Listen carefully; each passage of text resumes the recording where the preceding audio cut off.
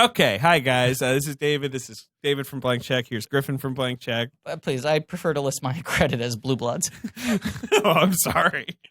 Listen, we've had some technical difficulties in past episodes. People didn't like it. Sure. And they didn't like that they didn't have the warning. Okay. So we're putting in a warning here. Yeah. We didn't have technical issues. No. We had scheduling issues. Well, we had our guest for 1 hour. Now, we did not know that. There had been a slight miscommunication, but that's no one's fault, and it's fine. There's no I fault. don't want to lay any blame on But anyone. we thought we were going to get We thought we had a 2-hour window with our guest. We had a 1-hour window with our guest. We asked for a 5-hour window. They gave us a 2, and then they showed up with I don't know one. if you guys know this, but in the world of publicity and all this stuff, 1 hour is plenty of time, lots of time. But in the world of Blank Check, with these two basically dummies. it's just taxiing on the runway.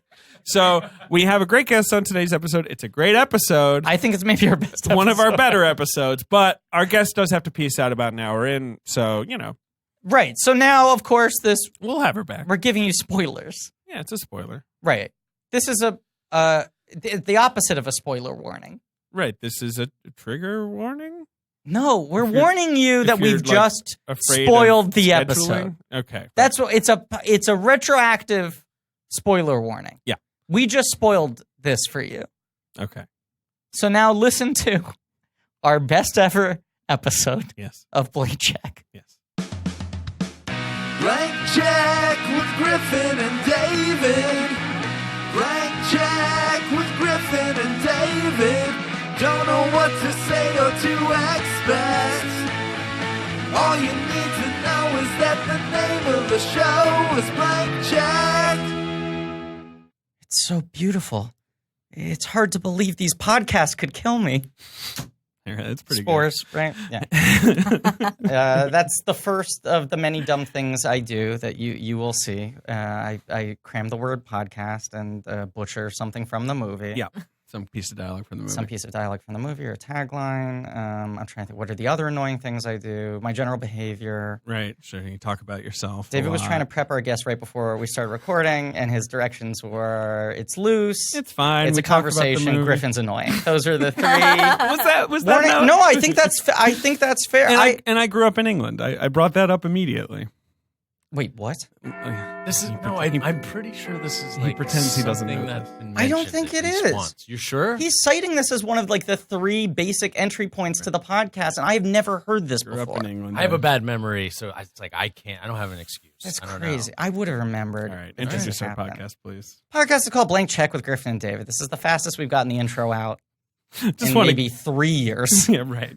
Usually it takes, we're like The Departed. Like there's 40 minutes before the opening credits. Right. Do I even need these headphones? It's I feel only like a choice. I feel like I'm. They're like not on my ears. I'm wearing them for aesthetic reasons. You could do only. the Barbara Streisand, she's always like this. Or you could do the one who I feel like Phil Collins does this, where he or holds like one. Bono and Right. This the makes Christmas. me feel very important. Like I'm right. See, like, that's why I wear them. Because it makes me feel important, and also hearing that it's like recording relieves my anxiety about the show not Getting being, lost or right, whatever. Right. Yeah. A thing that has never happened with this podcast.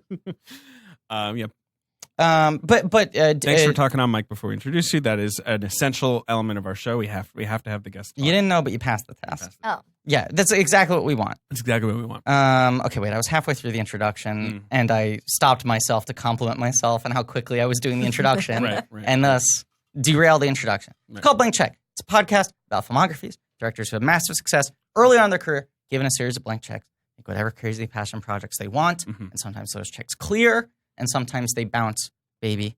It's a miniseries on the films of Hayao Miyazaki. It's called Howl's Moving Pod Castle. That's right. And today we're talking about Nausicaä Valley of the Wind, Yep. which is the second film, and arguably is like kind of the guarantor for his career. Right. It's the one that writes the check for his Right. career. This is the premise we talk about, that there's usually the film that then gives them, they hand them the checkbook.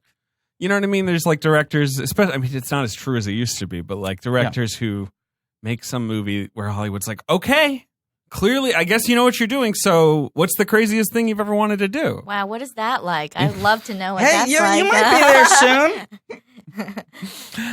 It's a rare and often male phenomenon, as we've discovered. Yes. I wanna ask a bunch of follow-up questions. So, proper introduction. Mm-hmm. Our guest today, incredibly, illogically, is the director of The Farewell, Lulu Wang. I want to ask you, Yes. do you feel any sort of shift now? Because you have this movie that is the only successful independent film of 2019. And not only that, one of the only movies to not underperform at the box office relative to expectations. And is so well reviewed. Do you feel like any sort of shift in terms of like increased opportunities that you have? Or are you so much in the like press hamster wheel that you don't even know yet? No. There's definitely been a shift. Yeah. I'm getting submitted a lot of different projects. I've set up You set up another the project, feature. right? Which is very exciting. Amazing. Which is very exciting, yeah. And I also I got to set that up only because of the success of The Farewell. But, Sure. but I did set it up with the same production company, Right. Big Beach. Big Beach. And it's a much bigger movie that requires probably some amount of effects, which means higher budget. But I also was able to negotiate Final Cut, Hey. which is a really big deal. No, people don't get that. Yep. It's a really big deal. Yeah. You know, both in a practical way, but also in a symbolic way. Yeah, I don't know. Obviously, you know, people don't talk about this stuff enough, I feel like, in the industry. So I don't know how uncommon it's gotten for you to get Final Cut, but it does. Feels very you know, uncommon. Yeah. I also like sometimes people will question like to us like is this I'm so unprofessional. Sometimes people will question like does this count as a blank check film or not? See, the same person texted both of us. Yeah, right. Does this count as a blank check film or not? Or they'll present a movie that costs $150 million and be like, wow, looks like this person got a blank check. But to me, what you've just described sounds like a blank check.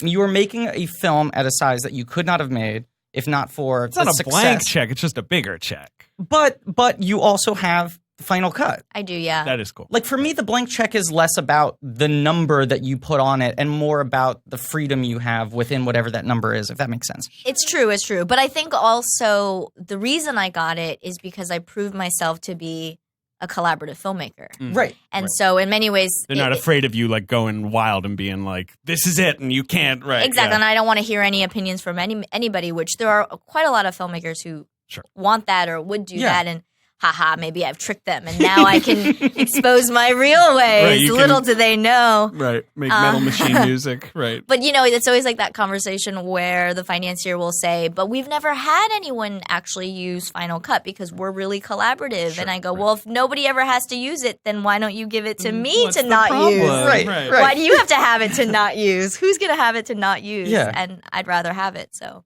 But that speaks to this other thing that I feel like we don't talk about very much on the podcast because it's hard to find sources about this. But so often also getting those like increased checks, you know, those bigger canvases and everything is based on like proving to other people that you can do the job on a day-to-day basis, not just how the thing turns out and is received. Right. You know, if you're at the cross-section of the Venn diagram where it's like the thing's very well received and it's like making a profit, but also the people who worked with you are like, this is a responsible person. Right, but I feel like that's a fairly new revelation to actually consider that. Because I feel like if you really look at track records in history, there are people who make, you know, successful films and well-received films but are not pleasant to work with, but they continue to work. I just want to clarify quickly. Are you saying that sometimes bad behavior has been rewarded in the entertainment industry?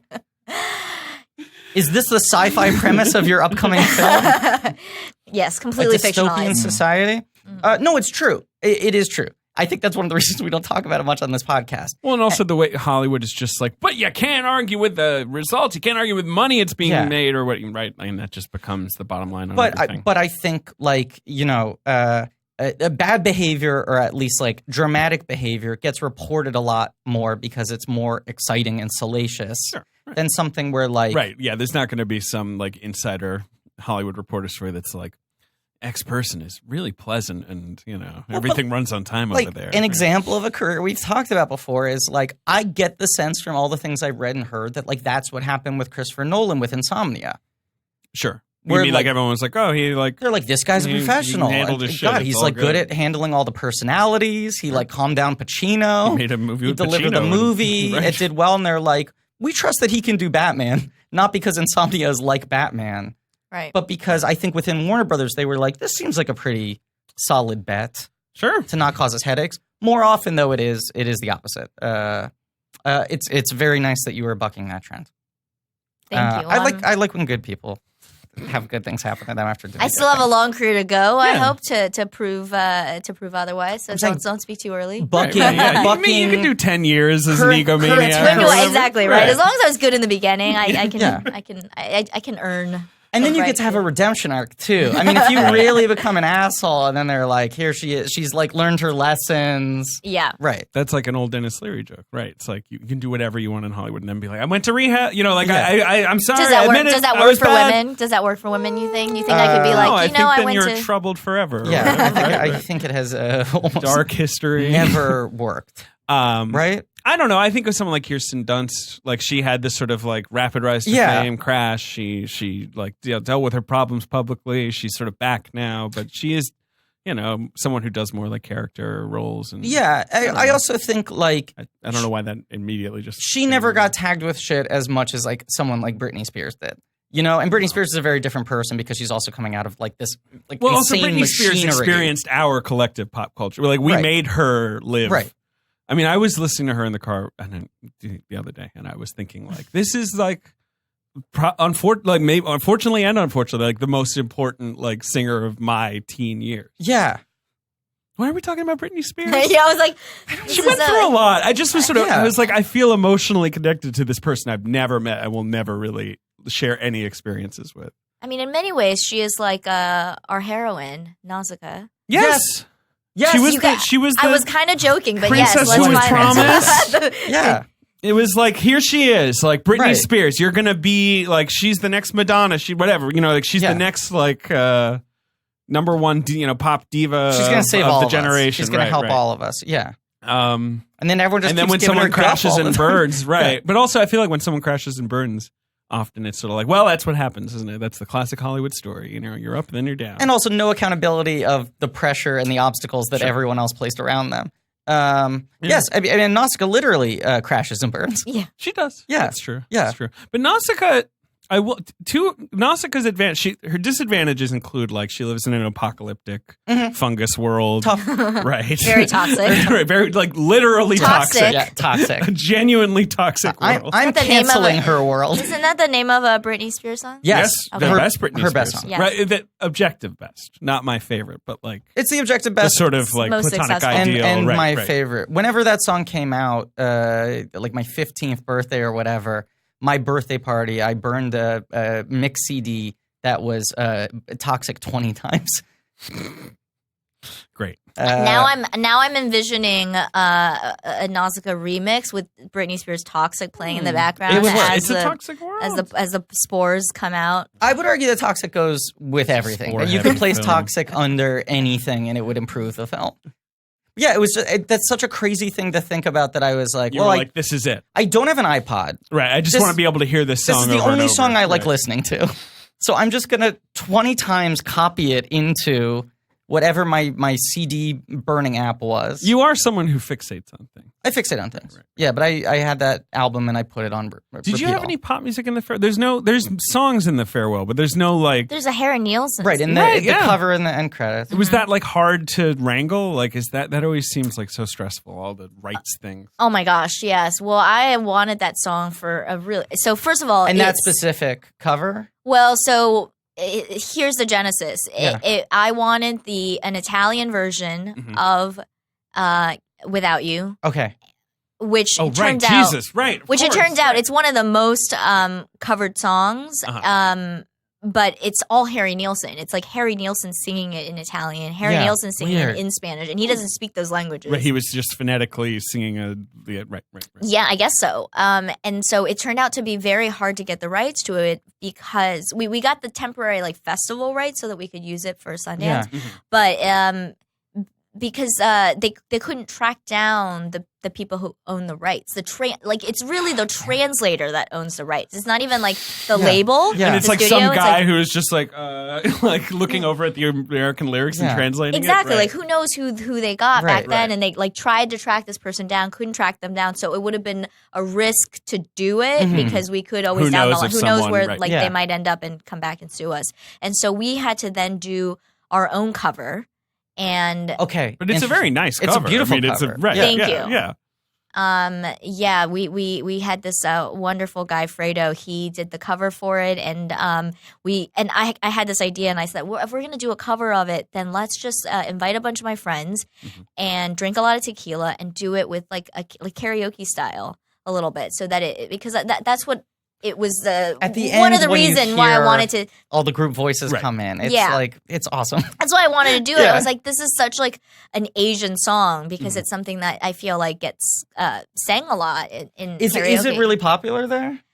It is such an iconic karaoke song. Yeah. Whitney Houston, it's like there's something, Michael Jackson, there's something very like Kelly international. Clarkson did it in season 1 of American Idol. It was one of her showstoppers. Oh. It's just one of.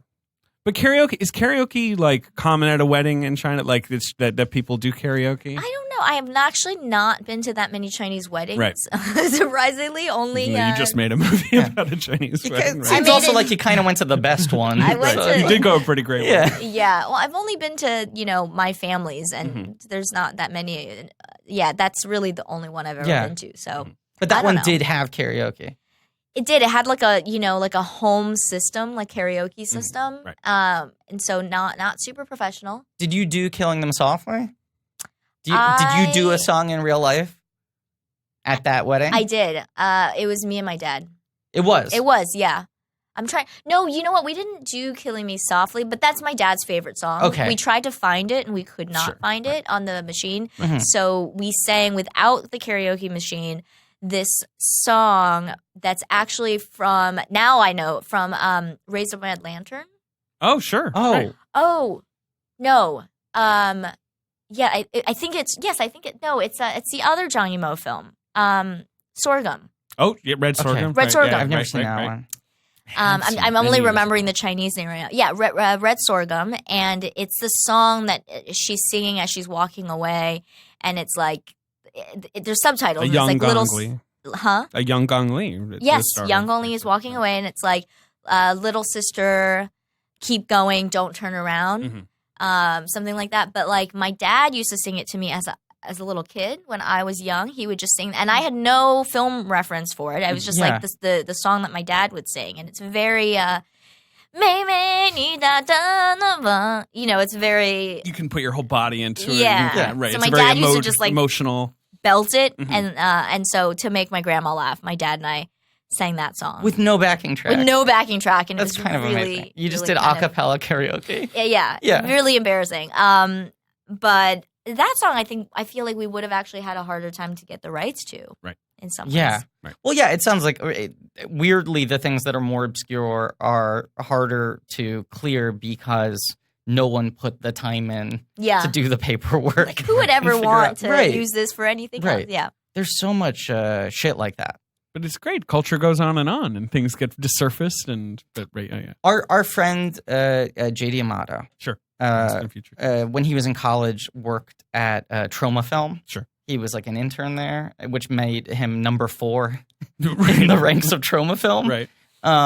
And he pitched them on this idea of like, we should try to do Toxic Crusaders, which was the weird Saturday morning version of Toxic Avenger, a movie that is super transgressive and the least child-friendly thing in the world. They briefly tried to make into a Ninja Turtle-style cartoon that was all about saving the environment, right. Which is not what the movie's swampy about. Creatures. Right, and they're like, we're cleaning up pollution. Right. And the bad guys are all like corporate monsters. Right, it was like somewhere between Captain Planet and Ninja Turtles. And JD was like, we should try to do like a new Toxic Crusaders cartoon.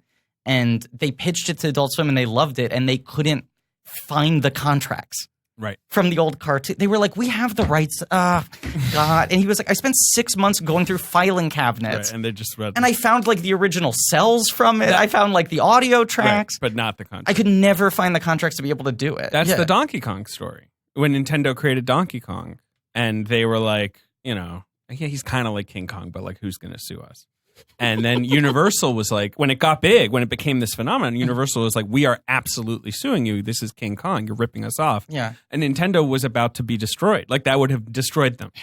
And then someone at Nintendo was like, do they own King Kong? And they checked, and they did not. Yeah. No one had registered King Kong. Like, it was just, Universal just assumed they owned it. Yeah. And so Nintendo owns bought the trademark, the video game trademark of King Kong. Of Donkey Kong. But like they made it, yes, exactly. They made it so like King Kong could not like be associated. You know, they I guess got in there. they got the Donkey Kong rights before anyone had figured out the King Kong rights. Exactly. So we're Nausicaä Valley of the Wind. Yes. Coming off of Castle of Cagliostro. Right. This is Miyazaki's second film, and it's his first film that he himself has like brought to fruition. But it's not a Ghibli film. No, Ghibli He doesn't sort of really later exist gets the yet. rights back. Yeah. Right. Right. But it's founded with Castle in the Sky, right? Doesn't he do Ghibli right after this? Yeah. Yeah. This is kind of, that's why you would maybe call this like the guarantor. This is what Yeah. gets him the cred to have his The own blank studio. Yes. And let us say Lulu has put in more prep work than any other guest we've ever had on the show.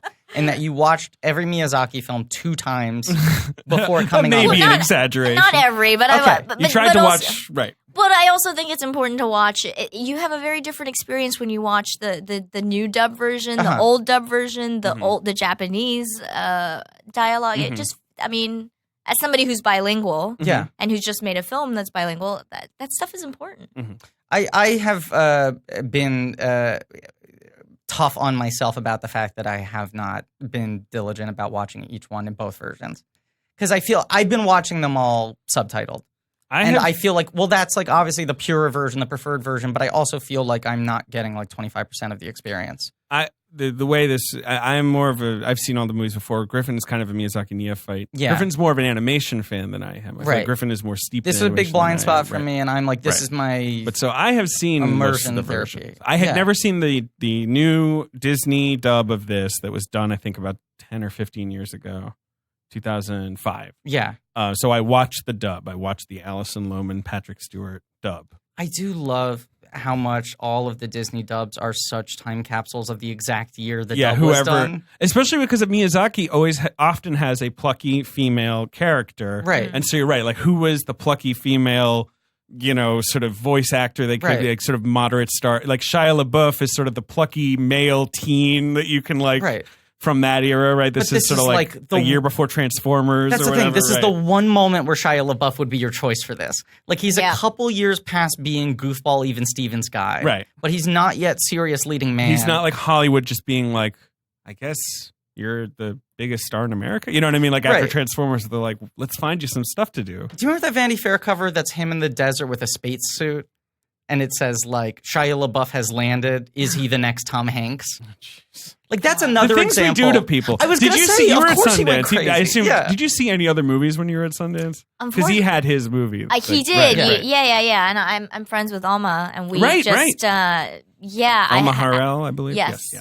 I did not have exactly. I did not have time to watch a single other movie. You were just on the My clock all eyes the were time. like down at the ground as I was being ushered from room to room and into cars and then into like another room. It's a very surreal place anyway. Like it's Park City, the whole Sundance thing is very surreal. Here's another question I want to ask you, and I apologize if this is something you don't want to answer because it's too stressful. Does it feel like you're running like a presidential campaign right now? Like because of like you premiere the movie in January, people love it there, it gets bought, you're doing months of lead up to it coming out. Now you're doing the press afterwards. Everyone's obviously going like, is this like, could this be an awards thing? Does it feel like you're on just like this like year-long like endless trail? Belt. Yeah. Right. Yeah. Yes, definitely. And then it's like keeping the conversation going. It's like the stories outside of the main story. And it's like, well, I put the story on film. Well, what is every other angle that, like that we can go, how's your cousin doing? And how's your dad doing? And how's your mom? So what did she do before? What does she do now? And how do they feel? And we haven't sold this side of you or sold you to this cross-section of audience. Well, right. And you made a movie that's inspired by your own life. So you've got that where people are actually just like, so I feel like I know you really well. Like, tell me more about your mom or what, right? Like, right. Yeah, absolutely. Yeah, I can't imagine that like sense of like you spike a ball in January, right? The movie premieres, everyone loves it. must feel like a massive sense of relief to some extent. Yeah. And then everyone's like, cool, now you're going to work relentlessly for like the next 12 months. No, it's true. And every time I'm like, how much longer, guys? How much? They're like, you're at the tail end. Like one person from May 24 will be like, thank you, you're at the tail end of this. And I'll be like, thank God. And then I'll like talk to someone else and they'll be like, well, right at the beginning. This is almost the end of the beginning. I'm like, what are you talking about? You know, and it's just like, it all depends on your perspective. Right. You finished phases of it that will transition into other because I've phases. never been through it, I don't know what phase I'm in. I don't know how much longer the phases go. Do you feel that pressure of like, oh, like this is like testing really well. When we like talk about it like this sees this bump in activity versus like you're not like getting your head about it. Yeah. No, I think they're just like, you know, like don't say anything super weird. I don't know. I could name examples maybe of other directors and they're just like, don't do that. Don't name the person you slept with the night before, you know, on air and be like, but I'm giving her a platform. Yeah. Don't do that. And I was like, okay, I won't do that. Yeah, that's, I mean, very good advice. Do you find though that like the limited bursts of press that I have done in my life, which are nothing compared to what you're going through right now, I ended up feeling like when I used to be like a greeter at the Disney store, and I'm just like auto-reflexively... Which he used to be. I used to be a greeter at the Disney store. I'm not trying to, you know, throw down the gauntlet and press you too much. But I used to be the greeter at the Disney store, second floor, Times Square. Wow. I don't understand why they need a second floor greeter because there were 3 first floor greeters, but they said the second floor should feel like a different store entirely. But when I had like my 4 lines of copy and I would just say them over and over again all day to different people. And when you're doing press, it's like this, you generally talk about the same basic types of things. Kind of, yeah. And then if I would find that if I would try to, for the sake of my own sanity, go off of the basic things, I would then get so nervous about, like, am I saying something I shouldn't say? Right. Yeah, but I also don't want to feel like Disney, and that's why I intentionally just try to be present in the moment and respond authentically. And yeah, but it's hard because you're just like, was I okay to say that? I don't know. It's definitely safer to stick to the script. That's the double-edged sword, but it makes you feel like a phony. It makes you feel like you're losing your mind. Sure. Yeah, and I was just talking to a journalist who did a piece on AOC and also did Hillary, followed her on the campaign trail and was just saying how like what's so great about Alexandra is that she's so young and so excited and she'll speak her mind. She isn't jaded yet. She hasn't been like. You don't watch her give the same answer like 400 times. Exactly. And give the same speech 400 times. And she doesn't mind. She's like ready to fight, you know, and when she gets in the car, it's sort of like, whew, how was that? Like, let's debrief about it like a real person. But in following Hillary, unfortunately, like she's just been, you know, bombarded for how many years? She's been in the soup for like 40, it's like someone that's years. Been in the ensemble of Phantom of the Opera since like 1997. So like when she gets in the car, she just sort of like powers down and is quiet? No, the wall stays up. It's like the wall is up against press. Yeah. She gives the things that the talking points, and when she gets in the car, she's always on. Yeah. Basically. She doesn't know how to turn it off. Mm-hmm. And because it's a journalist and she knows it's a journalist, she is still on. So you just can't get beneath that wall. Right. Whereas Alexandria, it's like, you know, you see that there's a human underneath. Yeah. Who's like doing their best. And it's one of the zillion things that's so engaging and exciting about her. It's like, you're like, oh, this is like me. This is a person I can like imagine. She's like answering emotionally. It's like the real version of like the person you could get a beer with, right? Like that old like political litmus test. Yeah. Like, oh, well, you know, I could get a beer with that guy. David just picked up his water bottle. My empty water bottle. And pretended he was drinking a beer in case Lulu and I didn't get it. Shut up. But he was saying, but I also like, actors who I respect a lot, who I think are enormously talented and also are decent, seemingly centered human beings who have advised me, like, you should just do the thing where you prepare all your answers in advance. Oh, yeah. And you give everyone the same answers so that you don't have the anxiety about saying the wrong thing or performance anxiety about did I do better at this one or worse at this one or this or that. But I just feel like the Hillary thing you're talking about, that's like an invitation to start completely like disconnecting yourself from reality. Yeah. You know, where then well, that's one of the things people talk about, like how like fame or success like distorts people. But I also think like press like really fucks with people's heads if they are under such a spotlight that they have to do it constantly. Oh yeah, And media training. Right. People go through media training. And then you just become this like performative person in all areas of your life and so protective that then it's just like, how are you ever going to have that same sort of like organic emotional response to things? Yeah. Yeah. I also see the importance of it, right? Because I do think that there is a lot of press out there who, they want a soundbite. They might want to corner you, or see, or something goes wrong. Like, let's say you work with somebody that you shouldn't, and then it's like, well, how are you going to apologize? Yeah. How are you going to talk about it?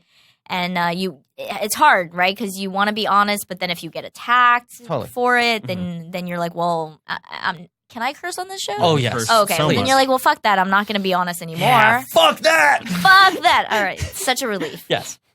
I like yes. These are things. There is nothing in the world that stresses me out more than this, than like press stuff, and that sort of challenge of like how do you try to be an authentic person in a world where also any single bit of press you do could end up having an equal amount of weight. It's not like if you do something for the New York Times, you can just be on your best behavior for that, and the thing you do for like the Wichita Express isn't going to get coverage because it could just get screen grabbed and go viral. Oh, if you word exactly. And they can the like grab like 3 sentences or whatever, 1 sentence, and make it like a headline, take it completely out of context, and now you're engaged. You're forced to engage in a conversation about something that was not meant to be taken that way. And I'm sure you have experienced this, and David, I know, has experienced this on the opposite side of the table. Sure. But just how fucking differently things read in transcript form. It is nuts. It is nuts. And that happens to me when I've interviewed a director or whoever, and you're like going through the transcript and you're like, and you're like, oh, on paper, this seems aggressive or this seems not funny. Like, and I know it was because you're missing funny. tone. Yeah, exactly. Yeah. And then you try to be like, affects this kind of a voice, try to sort of maybe like communicate the intent of the comment, or you're just like, okay. Right. That's why there are always those things in like profiles that are like, he stares off into the middle distance and bites his lip. Right. Because they're trying to get, but not like tone obviously is a big part of it. The other thing I find is like, if you're doing that a lot, it means they didn't say anything. Yeah, that's the real problem. Right. If it's a lot of talking about how they like look at the air, then you're in trouble. The other thing I find is that like removing rhythm fucks with it a lot. This happened to me. I think I interviewed Mackenzie Davis, the actress. That's her name, Mackenzie Davis. Yes. And she was for Always Shine, which is this little indie movie with Sophia Takal movie. Yeah. Great movie. And I had like the most wonderful conversation with her, and we were just like we were just laughing and saying all these. And then I wrote it up as a transcript, and I was like, this is unprintably it's so boring. Yeah. Like it's just two people like chatting. Like there is some purpose to the more sort of like, let me get a long answer out of you with a short question. You know what I mean? Yeah. I had a couple of those where I was like, man, like all that press I did like for like season 2, that interview never came out. Right. That seemed like such a fun one. They typed it up and they're like, oh, this is just like two people talking. These are two dorks who like the same movies. Why isn't he answering questions about like, what was it like to work with? It's also weird to go off on, because I speak sometimes, like I just did right now, in tangents. Like I'll start to say a sentence and then I'll go off and then I'll You're come in the back right place. This is home of the tangent, baby. Yeah, but if you type that out into a transcript, you're like, I sound so dumb. Yes, Why did they print that? Why did they have me start a sentence? You know what I meant. Like, take out that part. 100%. Yeah. I like sometimes will like, I shouldn't do this. I'm just going to go check on something. You keep David's going to check on something. Okay, interesting. I will sometimes like reach out to someone. Now it's like the Twitter, and it's easy enough to like contact the person afterwards and be like, can you just like remove those 2 words? And I'm not like censoring myself, and I'm not removing something that like is objectionable that I put in. It's just like, it sounds dumb. That sounds dumb now. Yeah.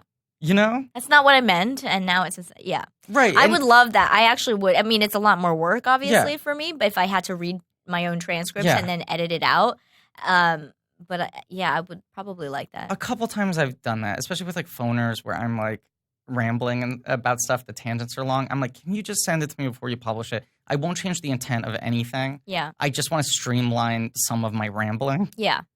I wish that I'm learning. I shouldn't say that because then people get fired for sending me shit, I guess. Yeah. Well, I mean, I don't even know that things are going to be transcribed. Yeah. I think we're having a conversation. They're recording for the sake of like being able to remind themselves and to write the article. And then later I'm like, oh, you were going to just literally transcribe our conversation. If I had known that, I would have spoken differently. Right. All right, guys, Lulu has a tighter time window than I thought. Interesting. So we got to talk Miyazaki now. Okay. I'm sorry. We've been very tangenty, but I didn't realize you got a tighter window. You got a long day.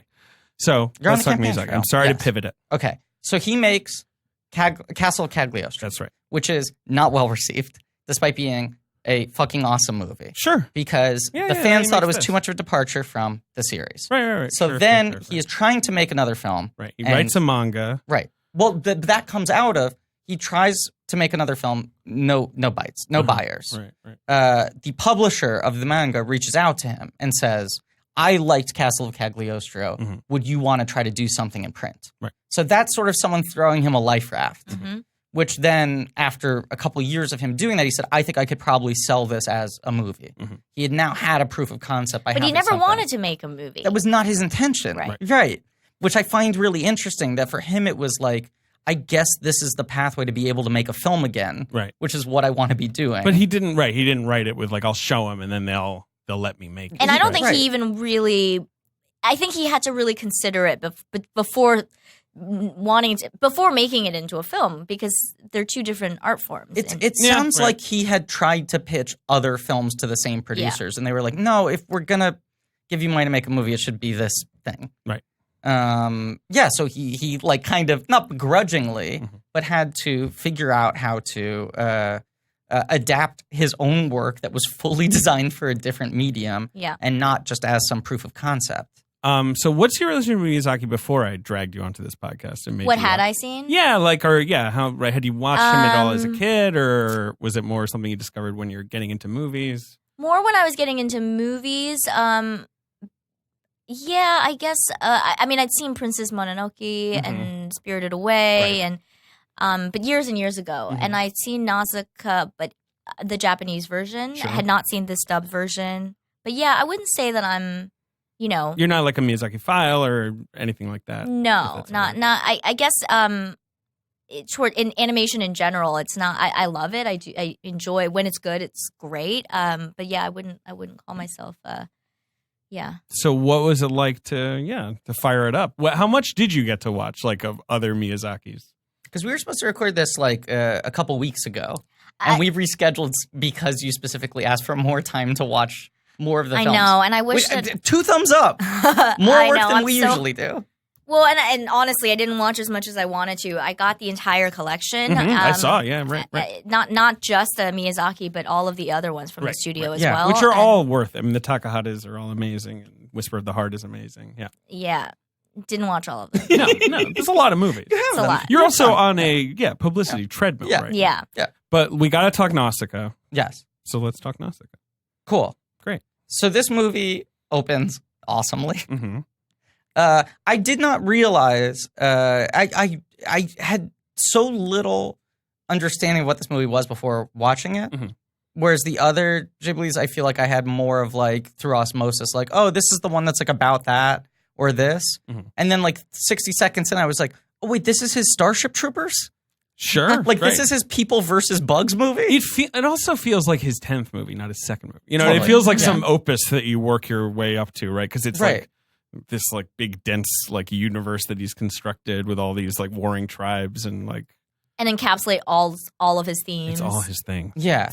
Planes. Flight. Right. I was going to say, right. Bugs. Female protagonist. Right. Heroine. Plucky heroines. It's also that thing, though, where this feels the like man's relationship with nature, what the humanity has done to the world. Adversarial, battle for dominance of this stupid planet. And what is spirituality in the future going to look like? Yeah. As religion falls away. But the other thing that it's, I think, so far and away the most plotty of his movies, which makes sense because he's trying to compress this multi-volume thing he wrote into a sizable narrative. Whereas I feel from watching his other films, it feels like he tries to find a very simple thing and then tell the story as simply as possible with enough room to breathe. This is his fastest moving movie.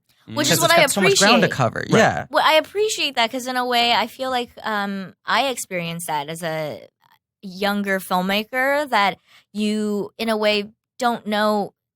You don't trust that you're going to have an abundant career and you're going to get to make. You're just sort of like, this is it. Somebody's giving me a chance. I got to say everything I need to ever say. I need to put in here. Yeah. And then, and then you gain confidence maybe and you go, oh, okay, like it's better to explore something small in depth and really go deep. And maybe something I don't need to be. And Yeah. Like personal or quiet. Or, especially for him, if you're the guy who made the unpopular entry in a popular franchise. Right. He's in that zone where it's like he made The Last Jedi of Lupin III. Sure. Where like some people were like, this is a masterpiece, and other people were like, not my Lupin. Sure. Right, so right. The amount of backlash he must have felt was like scary.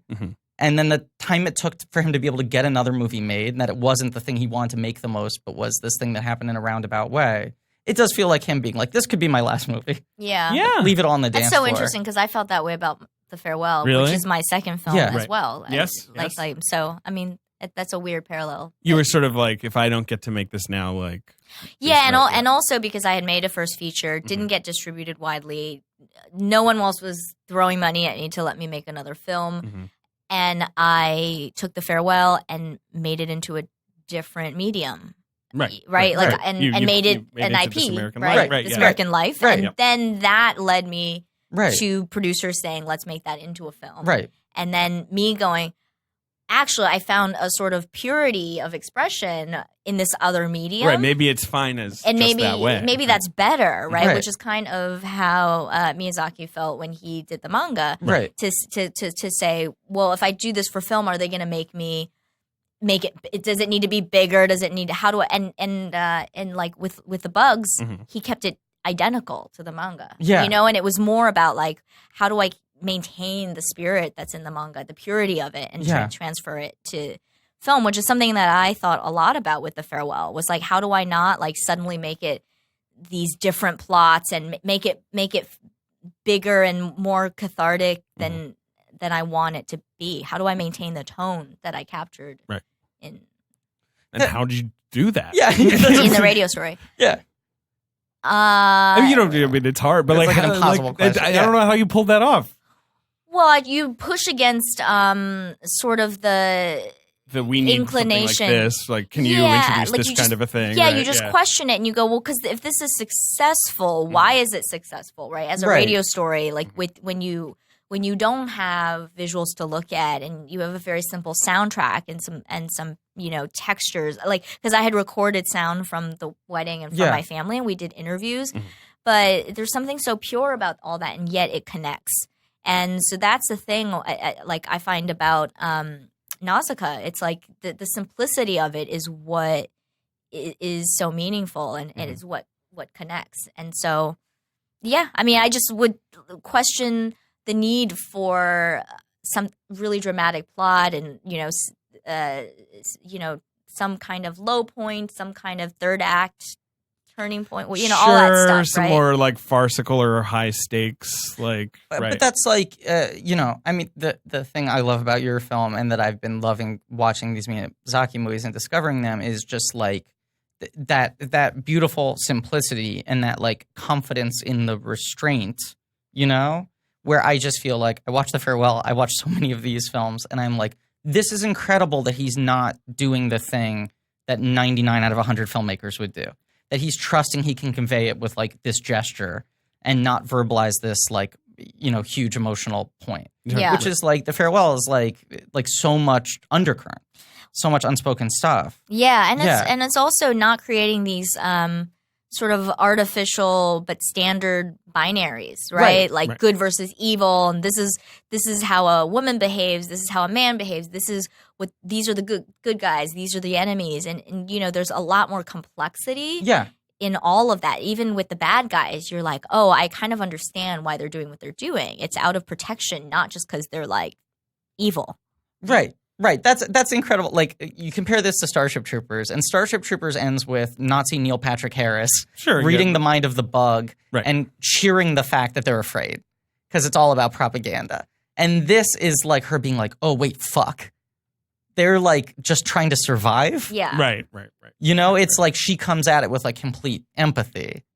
We have to get Lulu out of here. We can keep talking. Oh, we do? Okay. I think so. I know. I'm sorry. I think. Wait, I'm just going to say one last thing, though. Say things. What I love, too, and I have a question about, is that he says that people have said Nausicaä is his like most optimistic film. Okay, which sure. he Because it ends happily. Because it ends happily, right. and things could be better. Right. There are victories. And he rejects that. He feels like well, all my films are optimistic. They're hopeful, but maybe the reason that people feel the most with Nausicaä is because it has what he says is a catharsis at the end. Right. And he did that as a way just to wrap up the story and end the story, and said from then on he never wanted to do that again. Is have this like this sort catharsis, of like bow ending, like right. And I love that because I do think like I wonder if that's a very Western thing to desire catharsis to right. require like, it. Something like, must have changed here. Yes. Like, why else would I have experienced this story? Right. Exactly. And in many ways, it's like if his movies are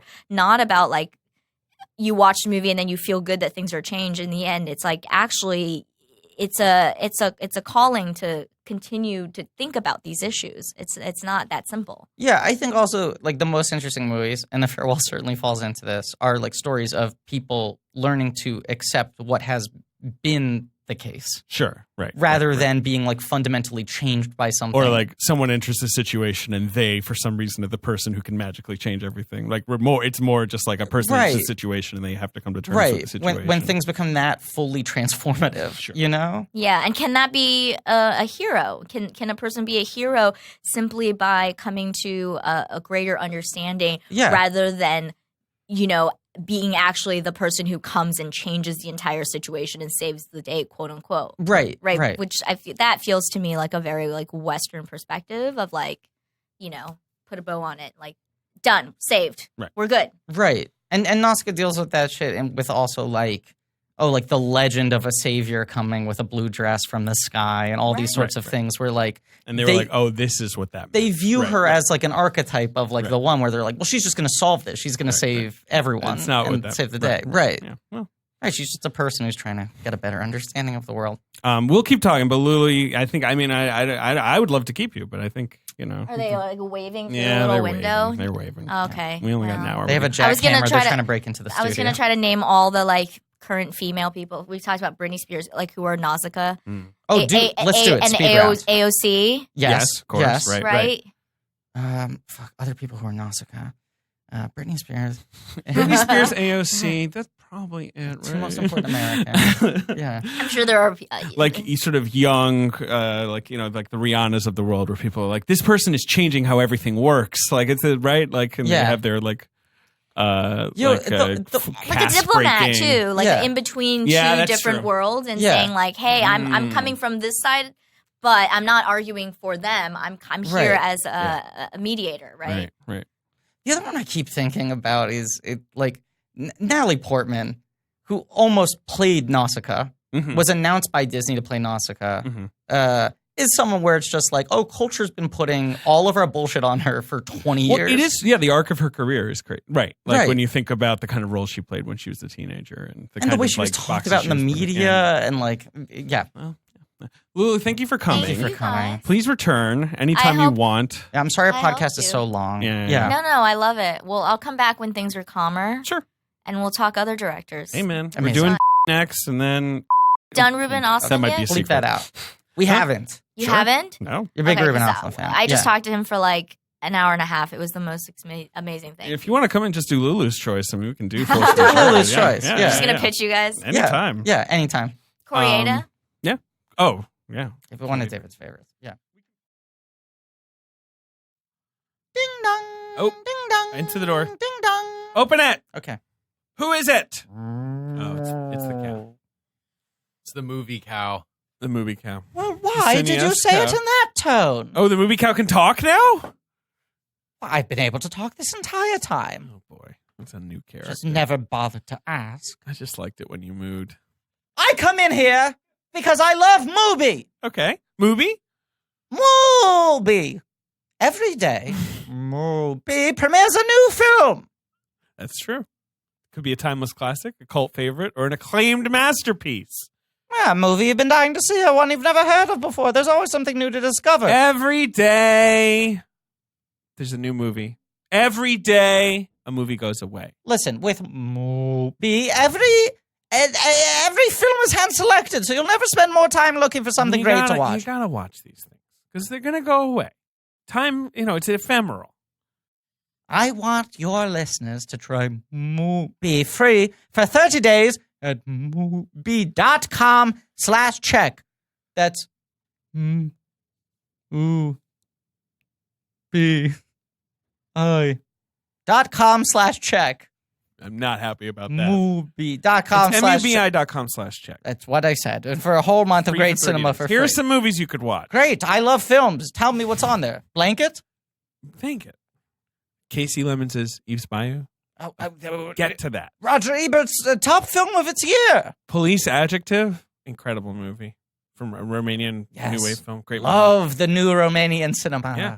John Huston's The Dead, his final film. I believe it was his final film. Very late John Huston film. We should do John Huston. Annie, Real Blank Check. I agree. Would you have me on for Beat the Devil? Sure. Thank you. And what else have we got? Or should I say thank Direct from Locarno, from the Locarno Film Festival. They've got Eugene Green's How Fernando Pessoa Saved Portugal. They've got all kinds of eclectic and fascinating stuff on Mubi.com. So go to Mubi.com/check. Get 30 days free. Mubi.com/check. All right, go wait, cow. Okay, and we're back. We're back. Hi, we're back. Hi. Yep. I'm going to paraphrase everything that we talked about for the last 40 minutes when we took a break. Okay. Yes, we only had Lulu for an hour-ish, so. We thought we had it for longer. Now, Yeah, admittedly, we take up a lot of people's time. We do. This is a fact. We do. We're very aware of And then this. I realized we didn't have her for longer because she's got a whole day ahead of her. This is also a thing that publicists do. Yeah. I mean, whatever. Very happy that they let her be on the show. Me too. Don't want to shit talk anyone. I'm not shit talking anyone. I'm just saying when I was doing Tick Press and I was like, I want to use this to get on the podcast that I would like to guest on, they would always be like, you expect us to let you sit somewhere for 2 hours only doing one thing? Wasn't Doughboys the one where they were like, we need him like all day, basically? They were like, well, we have to have dinner with him in Long Beach the night before and then over 2 hours to record the following day. And I was like, this is the most important thing in the world to me. And they were like, no fucking way. Here's the thing I want to say, and this might sound like corny. I'm connecting thoughts for the sake of neatness, the type of catharsis we were saying we don't always need. Lulu feels like she's kind of in a Nausicaä position right now. A Nausicaä position. When we were in this break, we were talking about how crazy it must feel to be her right now. Mm-hmm. And everyone's like, in intellectual circles, right? She is getting that same sort of attention of everyone being like, you're the thing. Right. You're like a genius. Everything about you is fascinating. Right. Do you know about all the stuff that's happening in culture right now? Right. Weigh in. Right. Sound off. But also all the expectations of like, we expect this movie's going to get hardware in 9 months. And like the fact that it is like the best performing indie of the year in a year where indies are not performing well. She's like, she seems to be handling it very well. Yeah. But I just cannot imagine the stress she's under right now. Yeah. She is handling it though with the grace and valiant heroism of Nausicaä.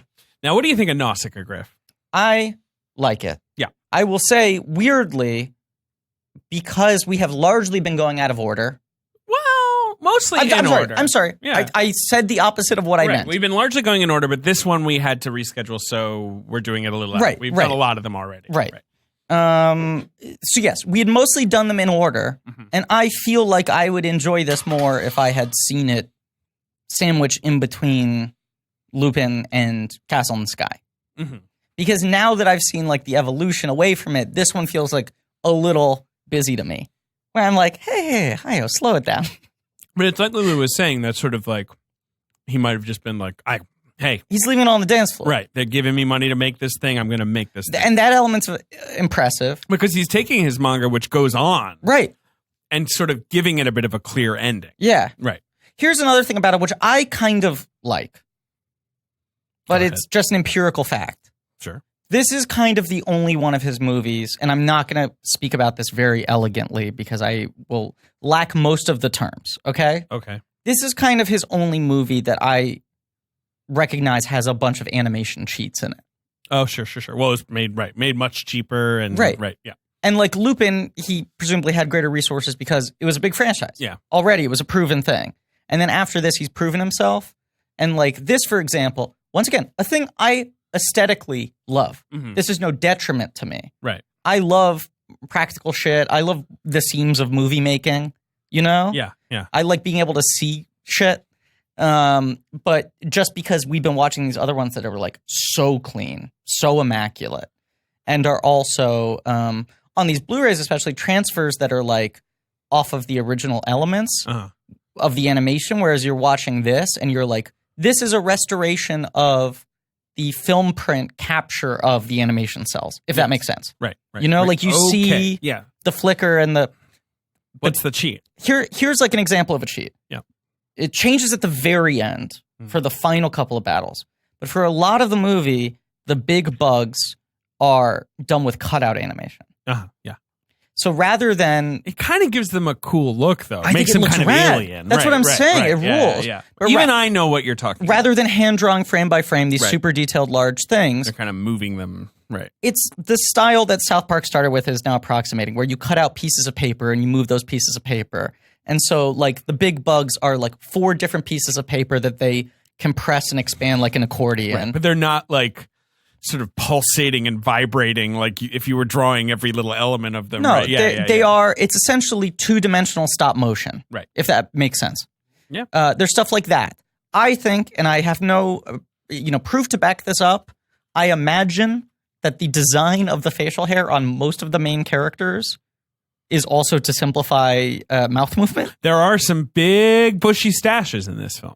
And you have a majority of the male characters, and by that proxy, a majority of the characters who just have a mound of fur in front of their mouth that just vibrates a little bit when they talk. Yeah.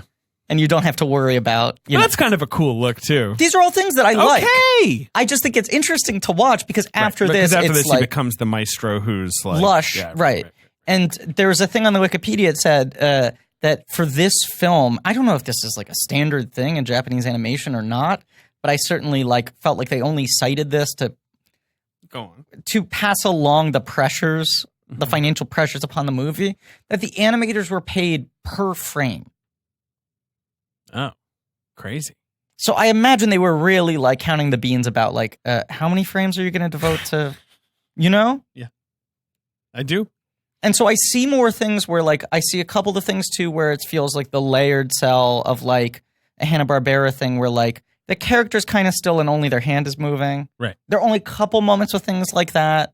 But I found it very interesting to watch him trying to be resourceful and crafty because the scale of this movie is so fucking big.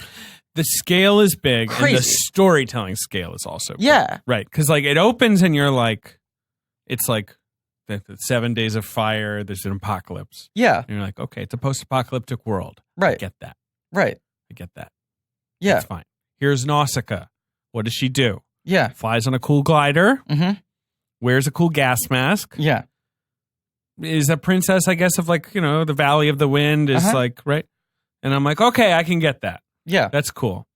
And then an airship crash lands and there's a princess in it and the airship was from one tribe and the princess is from another tribe. And then suddenly I'm like, whoa. I need to write this down. I'm sorry. I didn't get all this. Right. Yeah, I felt that because the first 20 minutes I was like, I'm getting it. I'm getting it. Exactly. Yes. And then I was like, okay, I got to pause, reconsult the Wikipedia. Yeah, 100%. The thing that I think was my hang up. I remember the first time I saw it. Is I didn't get that the princess who dies, who was is not from the same kingdom as the sort of belligerent airship kingdom that, attacks. Right. Cool. I also did not get that until just now. Right. She and the Shia LaBeouf, the Asbel, right, are from a third kingdom. Right. The one that is not as warlike and has found that old apocalyptic, the sort of crazy thing that they're gonna, right, but would never deploy it. And they've been captured because the warlike, the crazy princess lady in the metal armor, right? Yeah. They're the ones who want to deploy it. Right. And so there's 3 factions, but you could easily watch this movie and be like, there's 2 factions, right? Yeah. There's the Valley of the Wind people and there's everyone else. Right. This was the one too, and it's all made up names.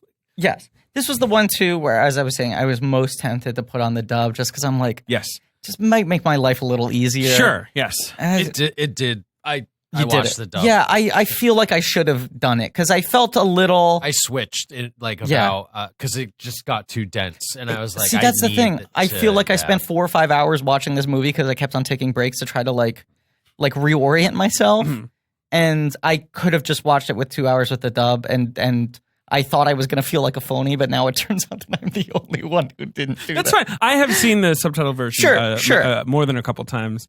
I had never seen the dub. Yeah.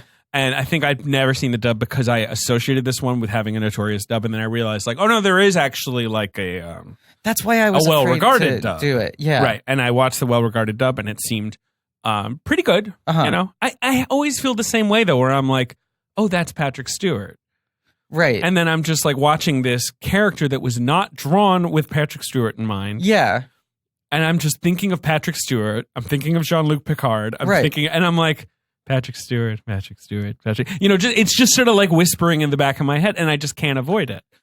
Lord Yupa is pretty cool. Yeah, I mean, no, but the thing where he grabs her sword and like is just slowly bleeding on it. Yeah, that's pretty cool. I'm loving how quickly we're just like sleeping back into our usual silly bullshit. Yeah, Lulu's here. We're like, oh my god, this person is fucking. I want her to think that I'm not a moron. I didn't say anything. Ben's just like you saw the farewell. You saw the farewell. You were deeply moved you by texted it, us, texting you were like, the shit out of us. Right? Yeah, because I have to do this with my grandparents. They're 97 and 95. That's very old. They're celebrating their 75th wedding anniversary in October, and they don't really remember me or each other. Boy. It's really sad. That is sad. So it was just heavy for me to see this movie with that context, and also this is just it's a very great, good movie. I think it's a wonderful movie. She made a great movie. I think it might be the movie of the year. Yeah, I have a couple it's other. Your number one. Right it's my 1, 2. I keep flipping between it and the Souvenir. I have not decided, guys. My list is always in flux. Yeah. But it is a movie that I saw at Sundance. The lights came up. Mm-hmm. The credits were rolling. I leaned over to Esther, my seatmate, and said, like, that was incredible. Yeah. And I never do that at film festivals. Usually at film festivals, I'm kind of like, all right, let me think about that, right? You know, you don't want to just come out and be like, movie of the year. Well, because especially at film festivals. Like, the thing could just, everyone else sees it is like, whoa, trash, you know, and you're like, oh, sorry. Not only that, but it's such a specific environment where you're like seeing so many movies a day that you get distorted by certain things. Like, movies play better or worse depending on what movie was before or after them. And also, the thing that is 100% true and not a joke, which is, like, there's the Sundance high altitude thing. Yes, it is. That sometimes warps people's brains, and like good movies get slept on, 100%. and bad movies they're like, oh, Trump!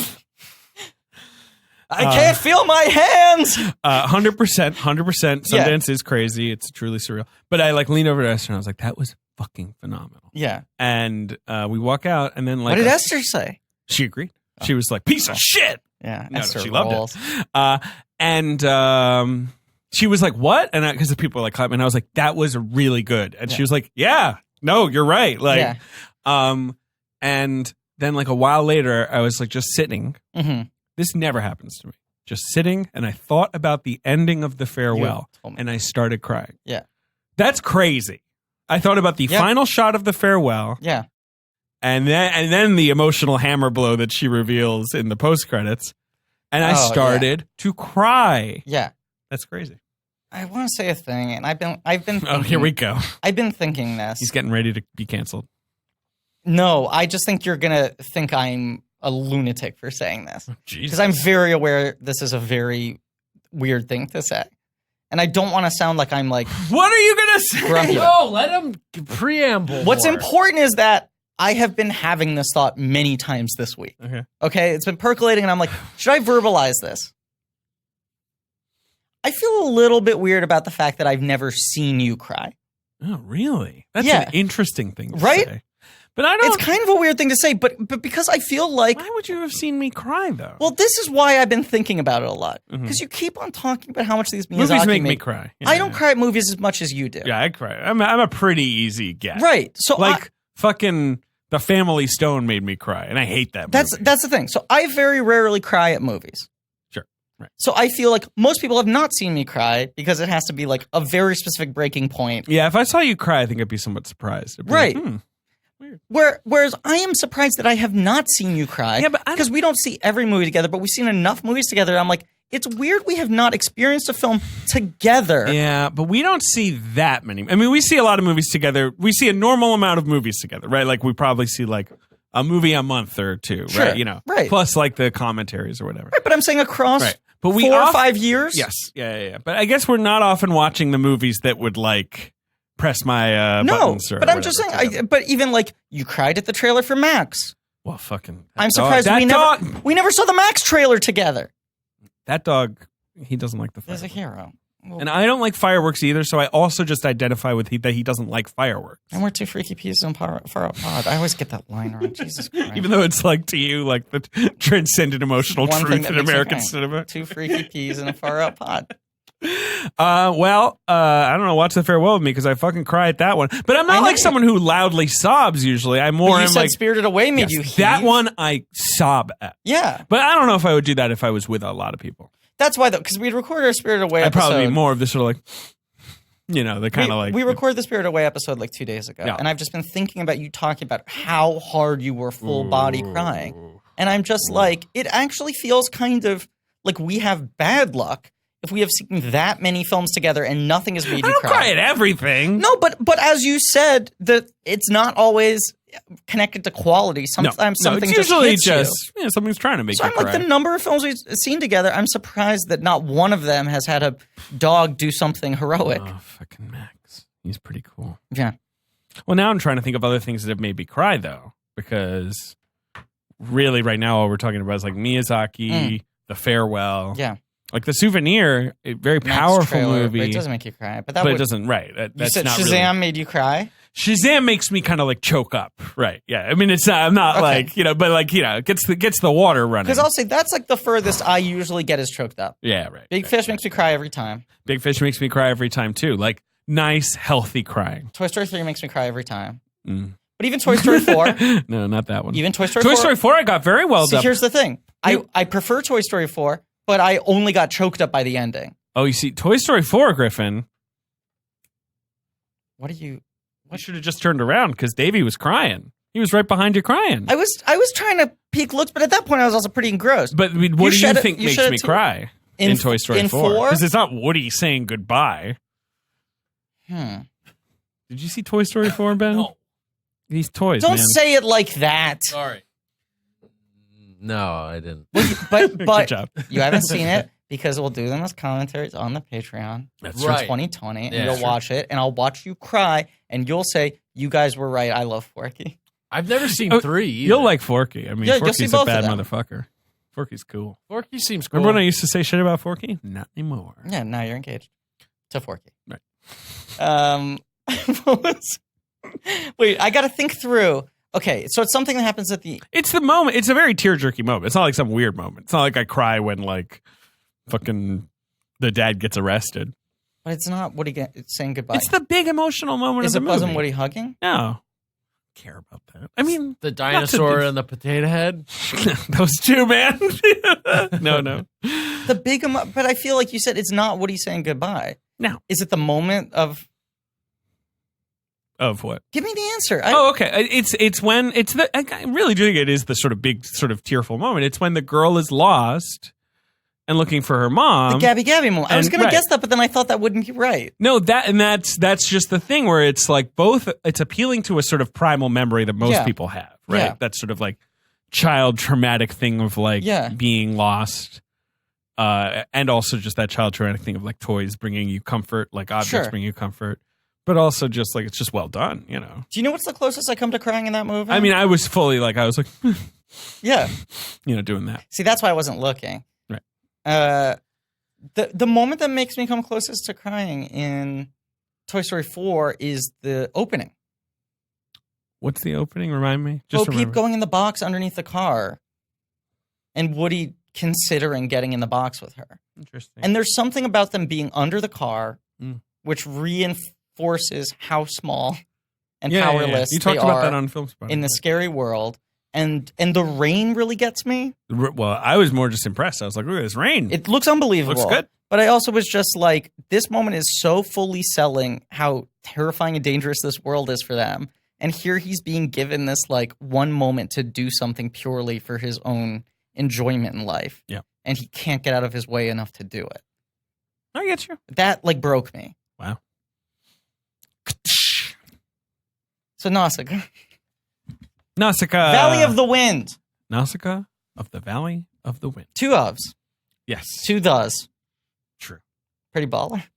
As we talked about, debut cowboy, he worked. This is the movie that unites him with Isao Takahata, who's the other great Ghibli director. Is this producer on this? Brought on as an executive producer. Yeah. Brought on kind of reluctantly, being kind of. I mean, they had collaborated before, but like.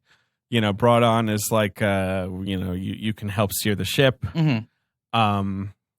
They were seen as talents rather than, blockbuster guys. You know what I mean? It's sort of like, oh, they're talented. Mm-hmm. I believe this is the first Joe Hisashi score. Mm-hmm. That's sort of, and it's much like his Castle in the Sky score. Castle in the Sky score. Yeah. It's more electronic. It's very cool. Yeah. Again, very fitting for like it's more of a pulsating action score. Right. And, one of the big guys from Neon Genesis Evangelion. Right, starts on this, right? Yeah, Hideaki Anno. Yeah. He did the God's Warrior, like waking up and all that. Is that the marinara sauce monster? Yes. I like that guy. He's like dripping with red sauce. He's scary. He's like Monster a la vodka.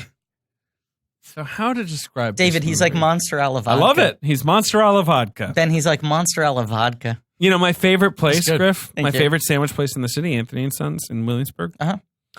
They'll do a sandwich called the FDNY, which is basically like chicken parm sandwich, right? Except vodka sauce instead of like marinara sauce. Wow.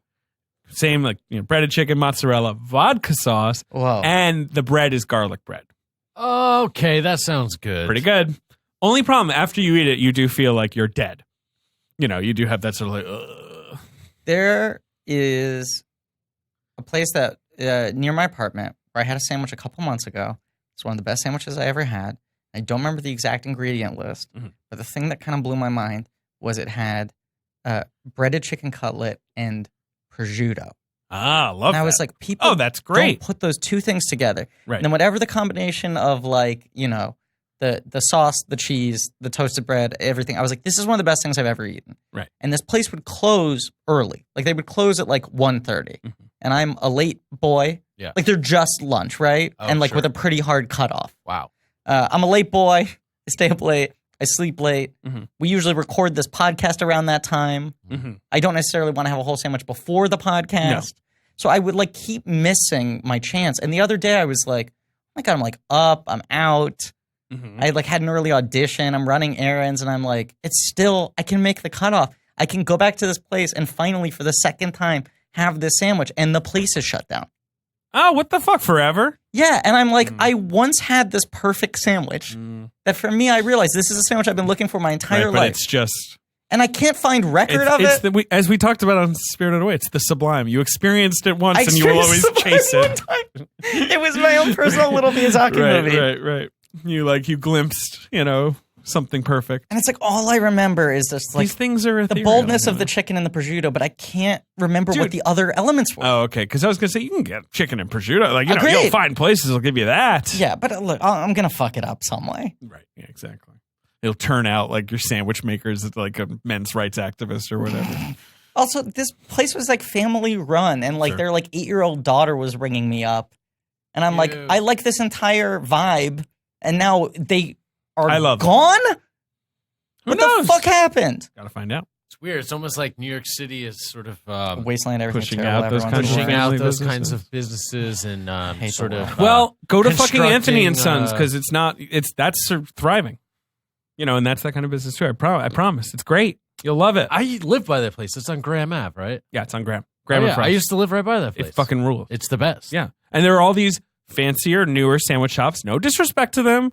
Where they're like, we've done a thing. And it's like, those are great. We That's have fine. vegan meats and cheeses. Sure. Anthony and Sons is more just like, hey, we'll make you sandwiches. We've been doing these sandwiches for a long time. I think his name is Leo the Wolf. You ever meet that guy that hangs out there? DiCaprio?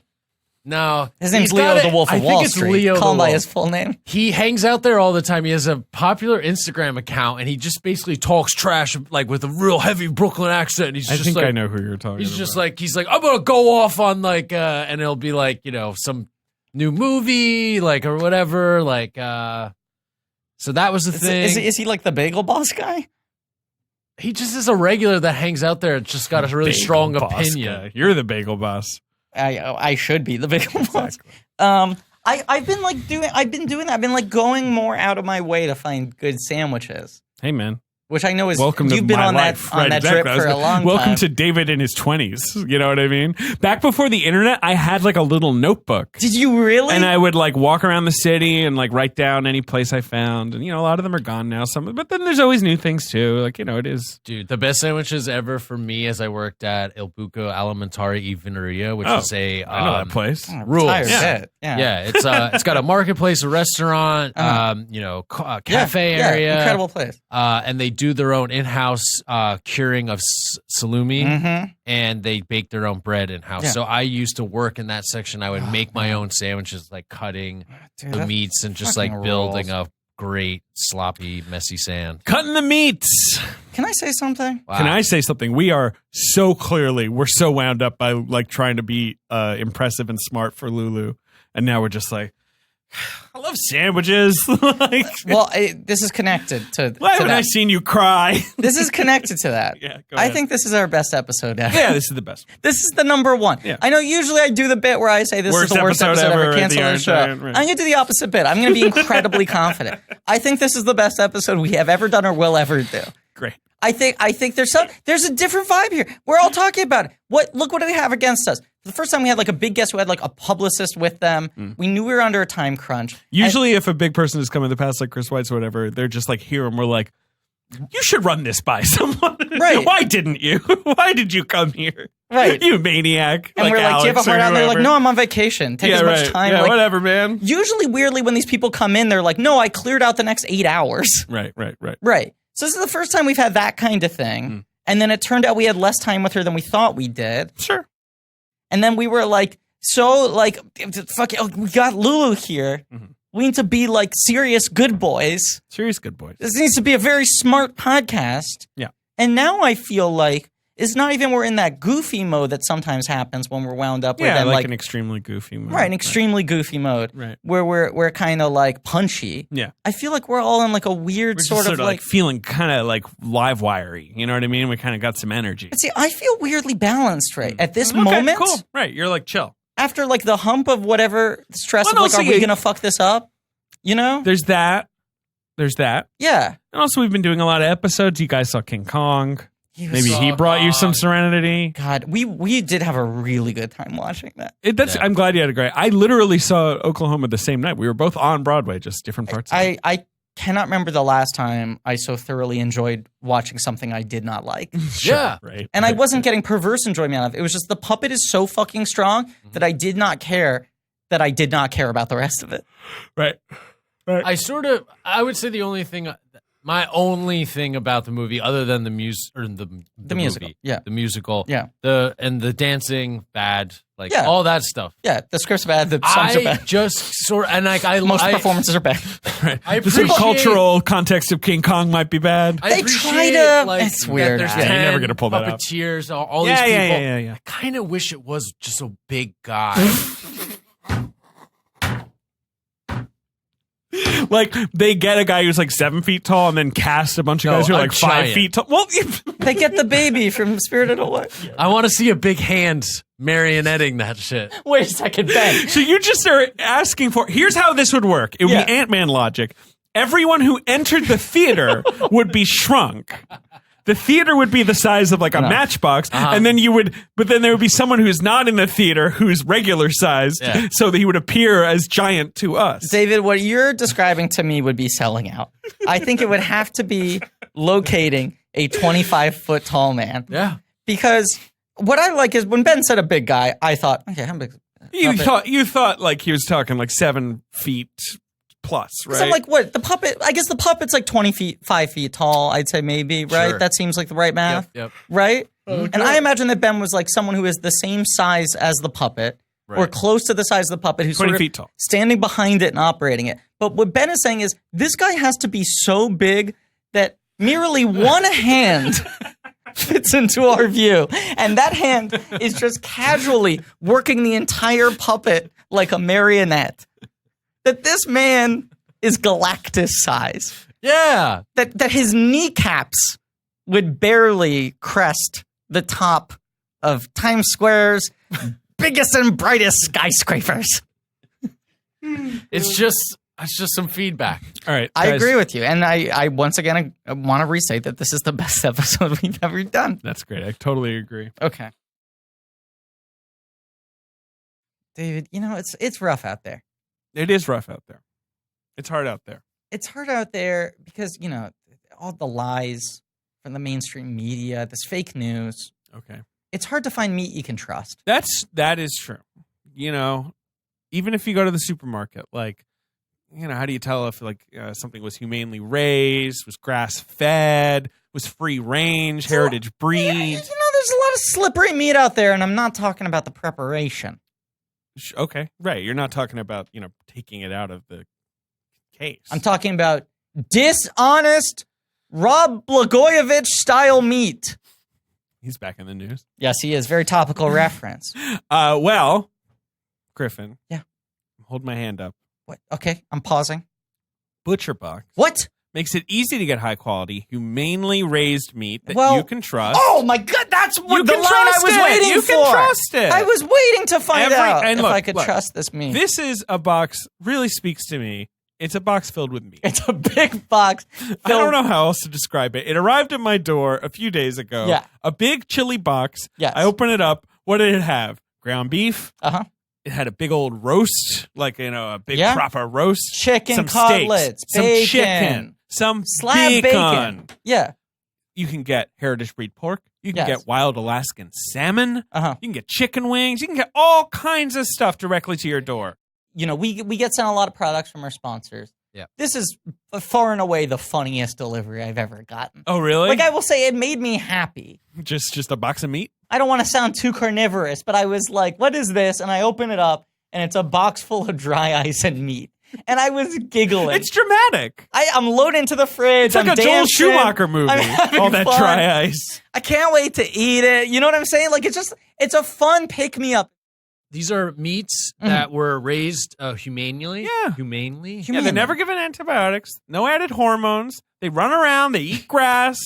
All the nice things. And essentially, the service is cutting out the middleman and purchasing directly from the ranchers. Right. Right. That means, they're giving you meat for a lower cost. They pass those savings on to you, All right, so here's how it works. including free shipping. Here's how it works, including free shipping. You ever hear of that? Yeah, I've heard of it. A Here, free box of dry ice and meat. choose from 4 curated boxes. Okay. You can have a mix of high-quality grass-fed, grass-finished beef, Mhm. free-range organic chicken, Mhm. heritage-free pork, or you can customize your own box to get exactly what it is that you and your family love. And I just find this funny. And I mean this in a loving way. Each box contains at least 9 to 11 pounds of meat. That's just funny to get a box of 11 pounds of It's a meat. lot of meat. What did delivered you, to your home? It's What'd you enough for cook? 24 individual-sized now, meals. that's no laughing matter. That is a lot of meals. In this economy, I mean, if it's a monthly box, that's essentially like most of your dinners. Like, Yes. that's basically the month's dinner. That's Yeah. awesome. I made like a ragu. Okay. I mean, I make a good, beefy pasta sauce. We're tired. I'm not going to Ooh. lie. we're tired. Tonight I'm making a roast. Tonight that roast's going in there. Nice. And you know what I mean? Where you put it in the oven real hot. Yeah. For just 12 minutes. Turn the oven off and then just let it sit in there cooking. Someone called You know what Jeffrey I mean? Ross telling someone else is angling to be the roastmaster general. Exactly. Yeah, I'm the This roast. guy over The meat here. is frozen at the peak of freshness. They're all in individual vacuum sealed packs, and it's delivered right to your doorstep with free shipping. They've got a healthier food system. Everyone has access to meat the way nature intended, so it's free of antibiotics and added hormones and humanely raised, like we said. And we've said all the kinds. You got that wild caught Alaskan sockeye salmon. The heritage breed pork, that's the old world pork before they bred out all the fat and flavor to make it, quote, the other white meats. And I just can't The bacon overstate. is sourced from those heritage Bacon's pigs, really good, but nitrate-free, sugar-free. I just can't overstate how you funny just like it a is. big box of meat. No, and it's like, because most bits I don't get to eat afterwards. Right, you know what I'm saying? Most mail isn't funny, and then I can't eat it. Those are my two big That's a good complaints. point. That's a good point. Right? It's some bill. And here's the thing. I eat it and it tastes like paper. The price is, look, this is gonna sound interesting, okay? The price is $129 My a month. tummy hurts. The price is $129 a month. But- that works out to less than $6 a meal. I mean, that's a good and deal. shipping is free nationwide apart from poor old Alaska and Hawaii. But David, that's before you even get to this month's special sign. All right, so here's the special sign-up offer. Right now, ButcherBox is offering the new member 2 pounds of ground beef and 2 packs of bacon for free, plus $20 off the first box. So, Even that is funny. for $20 off your first box plus 2 pounds of ground beef and 2 packs of bacon, go to butcherbox.com/check or enter promo code check at checkout. And David, do me a favor. Go get your butcher box. Yeah, well, for $20 off my first box plus 2 pounds of ground beef and 2 packs of bacon, go to butcherbox.com/check. Promo code check at checkout. Okay, and go get your butcher box. Yeah, I'll go get it. Nausicaä Valley at the Wind. Yeah, I mean, we've been all over the place, but I don't know. What do we want to talk about with Nausicaä right here? I think it's interesting to talk about the alternate version. The alternate version? Oh, you mean the like Americanized version? that? Yes, one thing that's worth. It's For called kind sorts of context. You know? Manson International, Charlie Manson's company. No, I don't know who Manson International was. Yeah. And Showman Inc. produced a 95-minute English language dubbed animation called Warriors of the Wind. Yeah. It's so fucked up that there's not even a listed cast. So no one even knows. Look at this poster. It looks like a heavy metal cover. No one even knows like who is in it, like who took part in this. It's like a snuff film, you know. It's like where it's like no one will actually admit to being involved, but it exists. The tagline is "A band of young warriors on the wings of their greatest challenge," and Nausicaä is like the smallest character on the poster. Right. Yes. Right. And the center is the center is the marinara monster that right. That is in Monster the movie for vodka. like 5 minutes. Right. But being rode by the prince holding up a machine gun over his head. Yes. Like in Luke Skywalker pose. Yeah. The film basically turns into an action adventure movie where like the environmentalist themes are kind of gone. The whole the trilobite things are just enemies. Mm-hmm. There's no like the characters' names are changed. Nausicaä is called Princess Xandra, which is hilarious. And this was so stupid that that's sort of, I think, the beginning of Miyazaki being like, I approve any American version. You don't get to change anything. And famously, when Harvey Weinstein wanted to cut Mononoke, he was like, I'm going to make some cuts because it's like 2 hours and 17 minutes. I called him Harvey Scissorhands. They sent, I don't think it was Miyazaki, it was his producer, right? Yes, it was. Toshio Suzuki sent a katana, a sword, to Harvey Weinstein with just the message, no cuts. Now let's spend 15 minutes talking about this because I cannot get over this.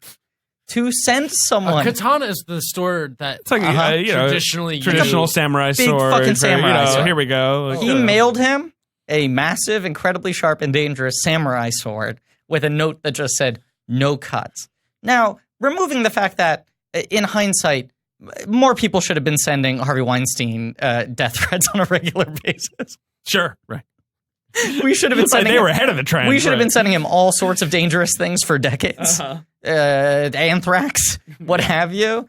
That also is just one of the most badass things I've ever heard. Pretty badass.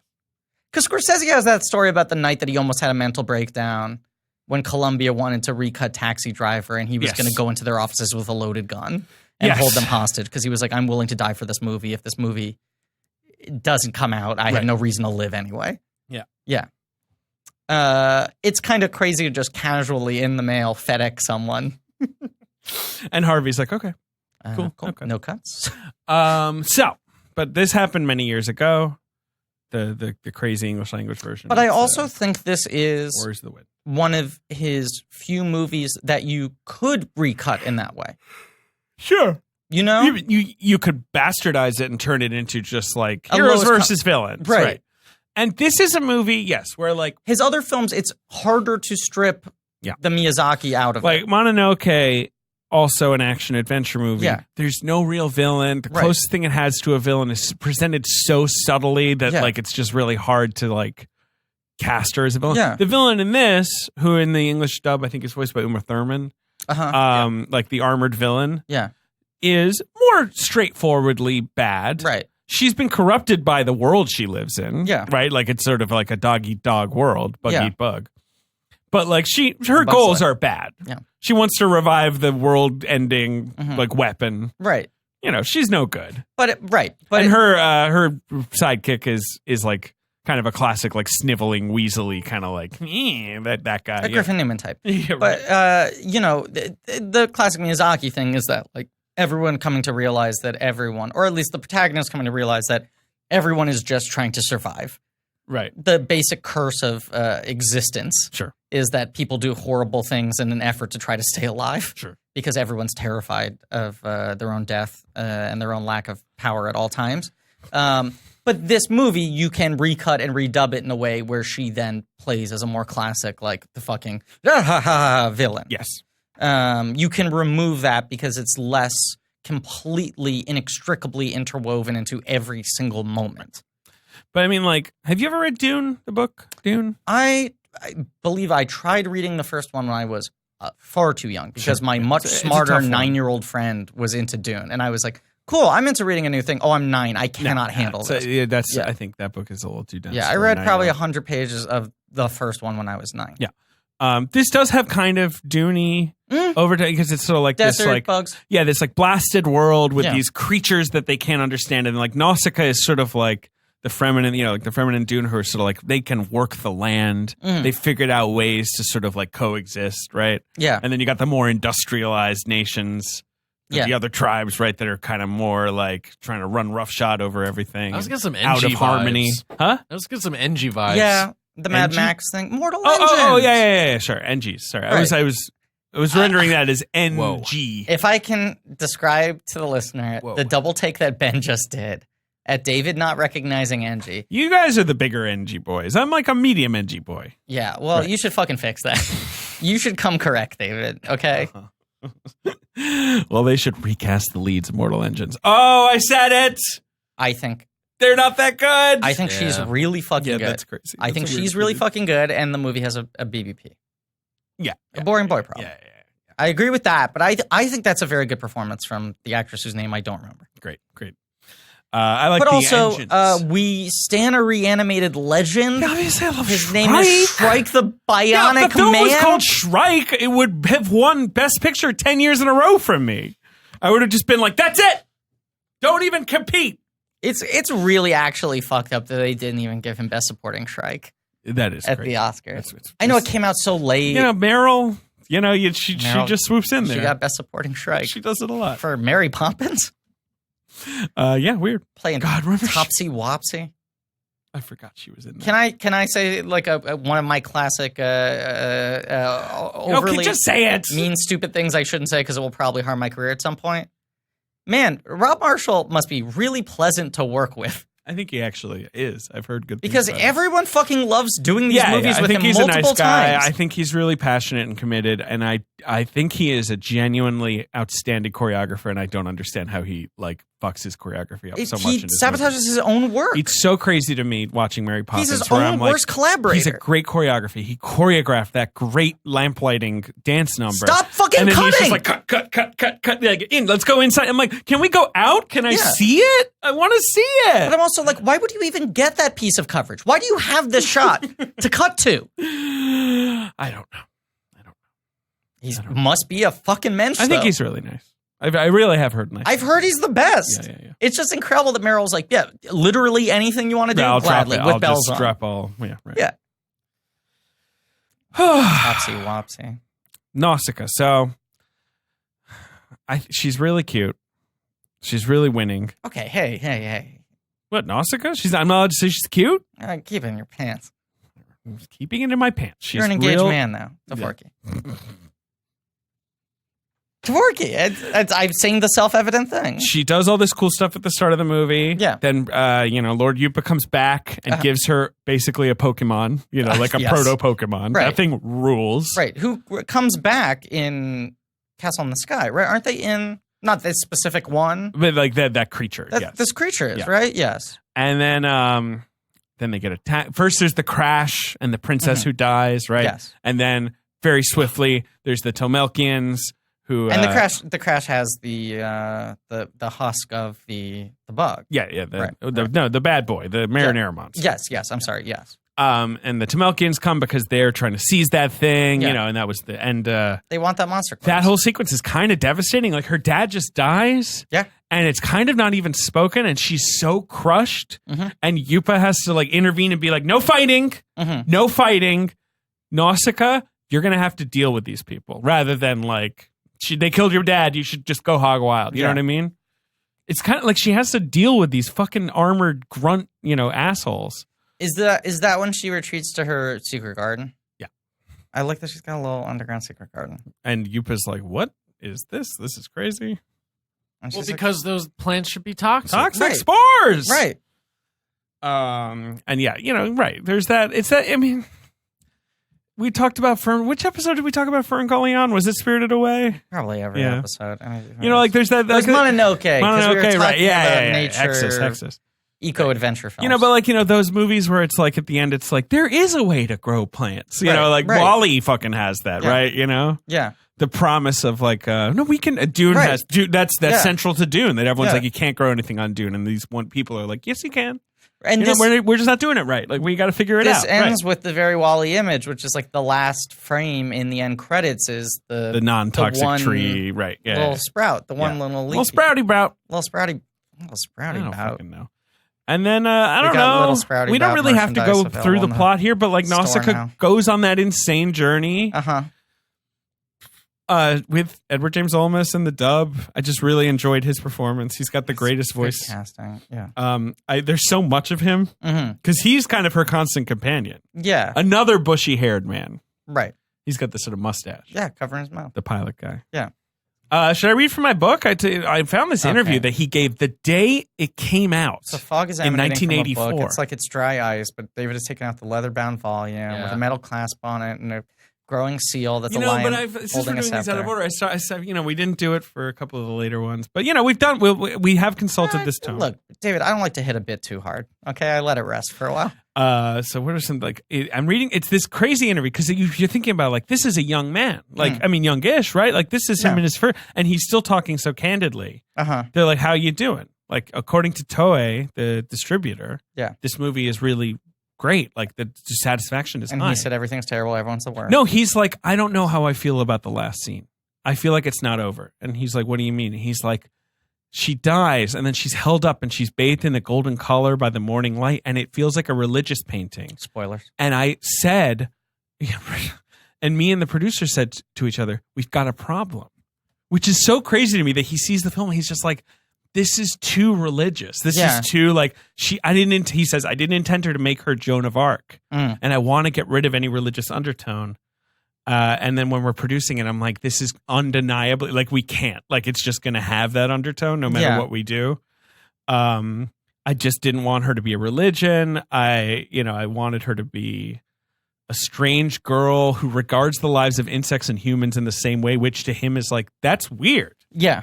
Like it's not that crazy that most of the people in this world are like, we're the humans. Right. We got to fucking nuke the insects. They're problems. We don't have fucking bug faces. Right, exactly. It's Starship Troopers, right? It's like they're different and we can't communicate with them. Like, and that's sort of her power is that she can sort of like view these insects as like comparable creatures and is like and it turns out you kind of need the insects. Can I talk about a thing that I forgot to mention and you're going to be angry that I'm bringing this up? Sure. But it's a big... I've said this like 4 times. I know. It's a big thought I have. People are going to think I'm like this rage monster. David! Don't you let me speak! Go on. I was really upset that I had brought this up in the episode because I have not seen anyone else comment on this. Okay. In The Lion King. A thing I found very unnerving is that when Timon and Pumbaa eat the bugs in this movie, it feels cruel. Right. Because all the animals are so photorealistic. Sure. That as opposed to a very stylized cartoonish thing where it's like, well, Timon and Pumbaa are like anthropomorphized and the bugs have no faces. Right, the bugs are just bugs.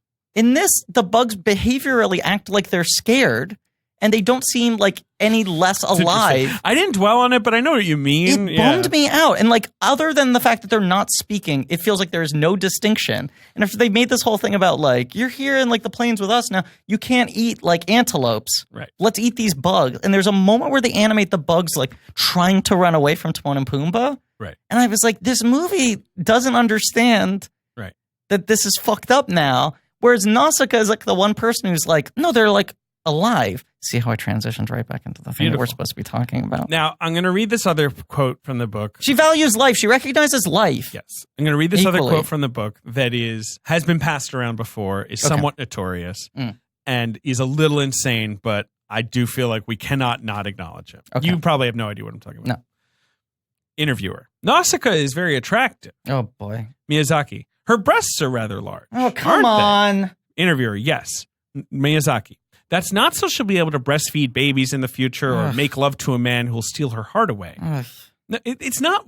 It's weird. It's not like outrageously sexist. It's just odd. I know. I'm not liking this. Go on. I think her bosom needs to be large so that she can embrace all those old men and the women who are in the castle when they're dying. She has to allow people to feel secure. She embraces them as they're dying. The interviewer is like, okay. He seems baffled by this. Yeah, he also is the one who fucking brought it up. He did bring it up. Say, I want to jam your main character. He's like, she's really pretty. And Miyazaki's like, well, the interesting thing about her is that her boobs are drawn bigger because I want her to embrace people in a sort of comforting way. Old men. Look, it's not creepy old men and women, in a way that I think is malicious, but it makes me uncomfortable. It's also, we're talking about a 35-year-old interview. Yes. Yeah, I mean, like, it's I understand. But also, could you imagine if, like, while promoting, like, Frozen, they said to Jennifer Lee, like, so, like, how about Elsa, these boobies? Yeah. Yeah, what are we thinking? Va-va-voom. No, but even, like, saying, like... Oh, just like, Elsa's hot. Right, they're like, so... I got a crush. Moana, she's pretty attractive, no? Oof. Yeah, right. Yeah. You know? I do know. Like, think about, like, how fucking creepy everyone agreed it was when Anthony Lane wouldn't stop talking about his boners for Mrs. Incredible. Yeah. Elastigirl. I always get dragged for fucking saying that thing. Yeah, she's it's not a Mrs. bit. She's I know. I think it's funny to say that. And then people assume I'm stupid, which I am, but that's a separate independent truth from this conscious bit I'm doing. I'm saying everyone was creeped out by that, and rightfully so. Remember when Lulu Wang was on this episode? I know. That was wild. Wild shit. What if this episode is the thing that costs her the Academy Award? That they present this It's as her Norbit? We immediately like knew the same thing. The front runner for best screenplay, and then they're like, "Did you hear?" Blank check. Those two idiots were talking about freaking Frozen being hot. Yeah, they made her talk about Britney Spears. Oh, that was great. That was good. That was really good. Yeah, that's when we won the Pulitzer. Then it gets taken away when they hear the rest of the episode. Oh, okay. They're like, no, there's a reason this is on a ribbon. Yeah. We can grab it. Right. Nausicaä. The All Right's going to claim that she was here in the studio the whole time. Oh, my God. You don't like just me even saying that. Right. She was condoning everything we were saying and giving thumbs up. So... I really like that moment when they crash in the jungle and there's an ohm and she uses the bull roar thing to like very cool. Like the chill it out. Sort of, Yeah. Then she meets Asbel, who comes in late. He's late. Voiced by Shia in the dub, kind of a cute performance by Shia. Good job, Shia. When he's in his like, I'm like we talked about this, but you know what this specific period is that I find interesting? What? It's the like I'm sort of apprenticing major movie stars. Right, when he's in Constantine and iRobot. Yeah. Right, 100%. He's like, let me stand next to a guy who gets like $20 million a movie as top of the call sheet. Right. Is a God's Recognizing Your Saints, where he's young Downey. Right. Yeah. So he's good though in the dub. But the subs are obviously, in my opinion, always going to be a little better. Yeah. And that's when she realizes they crash into the non-toxic, like this below level. You know, they're like, oh, like there's another way to do it. Like there are spore-free, growths and jungles. Her garden was like, I mean, her garden's underground as well. Even with the spores, it's still, more fertile down there. And then there's just this sort of bananas, like 35 minutes of action. Like it's like a huge chunk of the movie is this large extended, like first is they're in the plains and they're being attacked and like I checked the time code and I was like, this movie must be almost over, right? Like, and then I was like, oh no, wait, he's going to do a 35-minute extended action Then there's like the Ohm stampede and Yeah. that shot of the baby, with all the like missiles wedged in it. Yeah. And then like she rescues the baby, but the Ohm stampede's continuing and she's got to heal the baby and bring it to them. And like, it takes, and that like, it's good, but it is a lot. Like, I don't know what a kid gets from this movie. I think it's more of a movie for teens. Like, I think teens are more ready to like take on this world. Yeah. I really do like it though. I was talking with Stefanski last night, past what you guessed, and she was like, "It's my favorite," and I'm like, "Obviously, I mean, it's like her buggy. It's the buggiest Miyazaki." But she was talking about seeing it as a teenager, and I'm like, "Yeah, like that's probably when you can like, wrangle a big sci-fi world like this." I do feel like I'll say this is one of the last ones we're recording. Yeah, we only have 2 more. I'm speaking to you from a future in which I have now seen most of the Miyazaki move. Although narratively at this point I have not. Yes. Right? And for most of this podcast, you will be discovering him film by film. And you'll hear those discoveries, and I'm at the Ghost of Christmas future. But I keep thinking as I'm watching these, I can't wait to revisit these movies. Ah, hell yeah. You know, like I'm like, I can't wait to every couple of years be like, I'm going to go through them all again. And you've got them. Yeah, like I have it now, and like next time I'll just like, I'll do like a run where I watch the dubs of all of them. Yeah. I mean, it's been a new thing for us to do. I mean, it's unusual for us to do director where basically all the movies are regarded as good.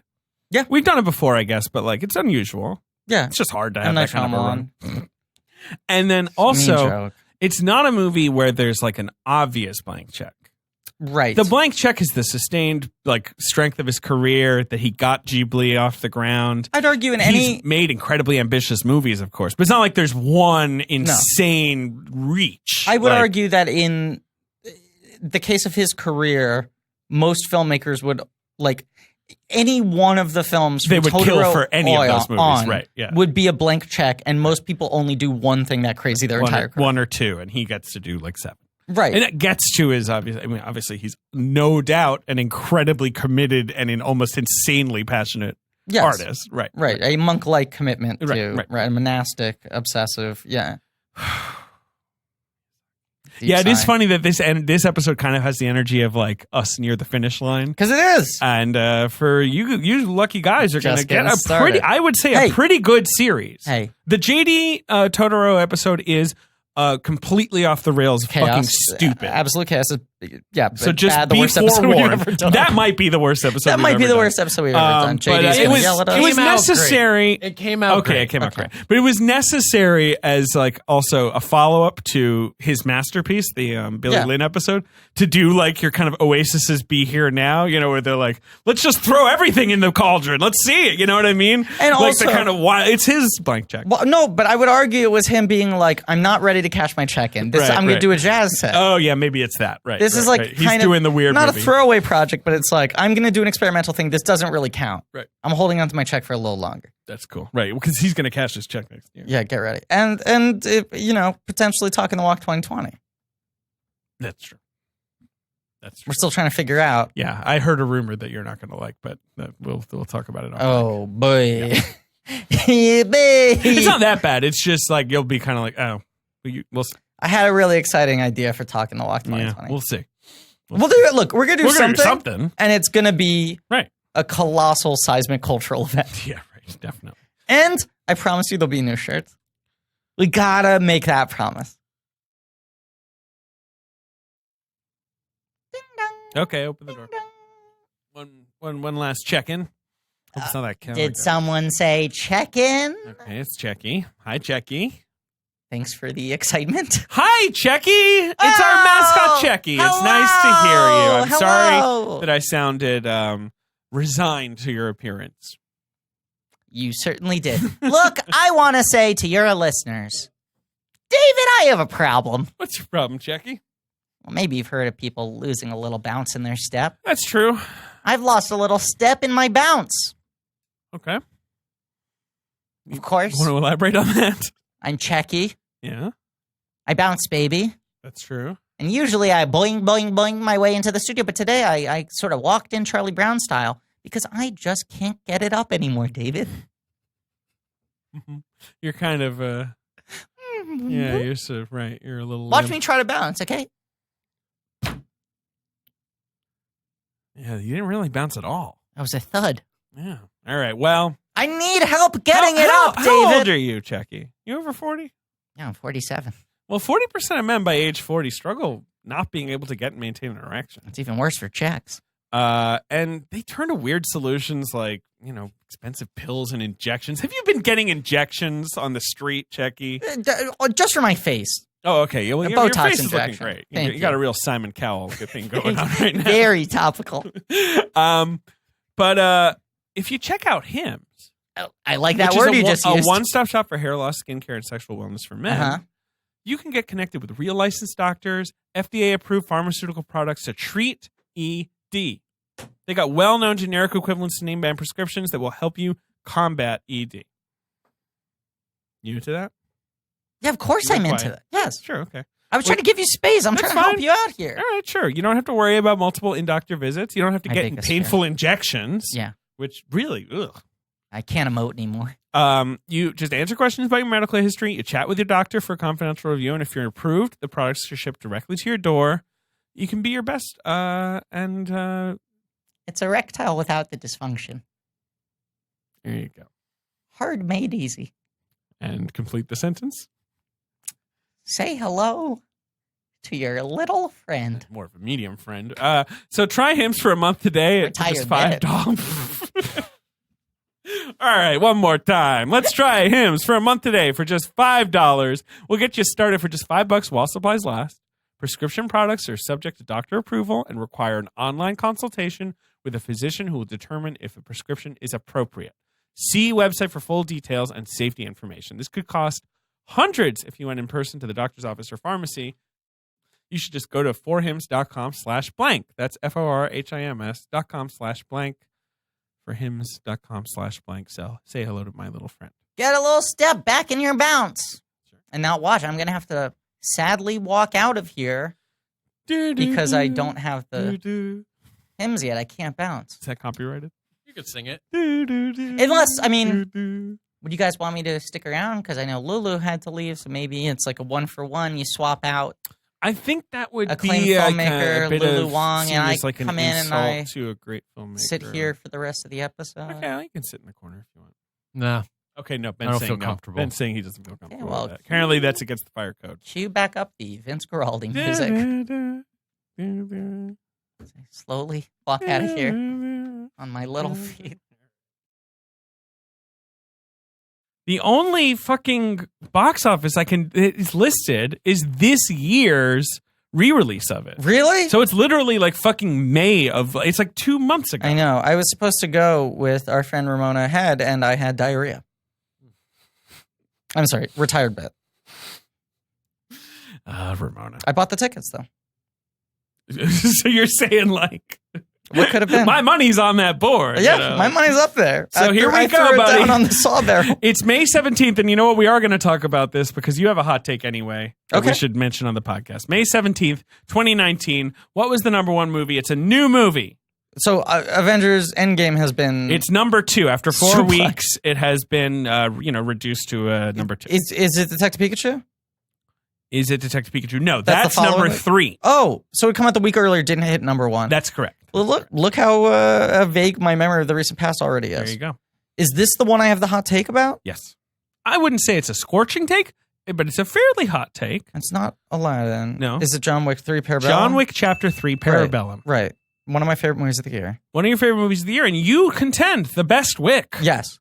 Now, I saw John Wick 3. Uh-huh. I had a great time. Yeah. I thought it was pretty terrific. Uh-huh. I can't wait for more. Yeah. I did have that feeling watching it where I had somehow gone in being like, well, this is probably it, right? Mm-hmm. And then I remember like 45 minutes in, I'm like, oh, this definitely is not going to be it.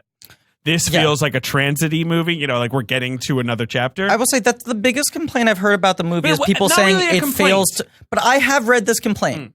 Not from critics as much as like people on Twitter and shit, especially after I said this thing about it being the best one. And then inexplicably, for no clear reason, Fandango retweeted it. Hey, sure. Because I guess they like tweeting things when people are like, I like this movie. People should see this movie. Right. And then I just had 1,000 people being like, actually, you're wrong. Your opinion is wrong. Yeah, and clearly this was an IMH That's show. kind of how I read most comments on the internet. But to me, it was just like I had to adjust my expectations sort of midway through the movie. I just saw that thing where they were like, I don't like the movie because it fails to conclude the trilogy. And I would say, in response to these people on Twitter, well, because it's not a trilogy. Yeah, no, it never promised you a trilogy. And they would say, well, I felt like it should have been a trilogy. Well, I feel like I should have $1 million. Now, here's my thing. Yeah. I feel like in a world in which this one wasn't justifiably one of the most successful films of the year. Yeah. But one of the only films to not underperform at the box office, along with The Farewell. Sure. It's like the highest grossing non-Disney film of the year. Well, no, because of Spider-Man. But I know Spider-Man is squidgy, but Disney didn't release it. I'm aware. Right, and then John Wick is after that, right? I believe so. Disney's got 5 out of the top 6. Us is after that. Then John Wick. Okay. John Wick might end up passing Wick us. 8th. Maybe. 169 versus 171? 75. For us? For us. I don't think it could make 60. Another movie I love. Yeah. Here's my thing with John Wick, okay? Mm-hmm. Because I saw the third one, loved it. Then I rewatched 1 and 2 and saw 3 a second time. So I revisited the whole trilogy in quick succession. This was not a fired off the hip. Yeah, and that's when I made my tweet. I had always had this thing where I was like, why am I so okay with the gun violence in this movie? Yeah. Aside from just being like, oh, it's cartoonish, it's like ridiculous, it's like ballet, it's whatever. I'd be like, I do have this thing with other movies. Like, even we talked about when we did our Thor commentary, when, like, Scourge at the end of that, like, has the 2 machine guns. Some people find that very uncomfortable. Gun fetishy stuff, I just get really uncomfortable, right? Yeah. And I was like, why does this not bug me at all? And I saw the third one, and I think it's maybe the best work of Keanu's entire career. He is phenomenal. I think it is crazy how natural he is in it. Yes. I mean, I think he can be a very natural performer, but you're almost like, it's the most heightened, ridiculous movie, and he's so not heightened. And especially versus the other two, this is so much a survival movie where he just is in perpetual motion. And you're watching these scenes that are choreographed so well with minimal cuts. Did you see Wick 3? No. It's so good. Hey, look, it's another thing I want to do on the Patreon. Yeah. And that's a quick 3 to do. I'm so excited to not have to deal with a fucking 22 movie long franchise.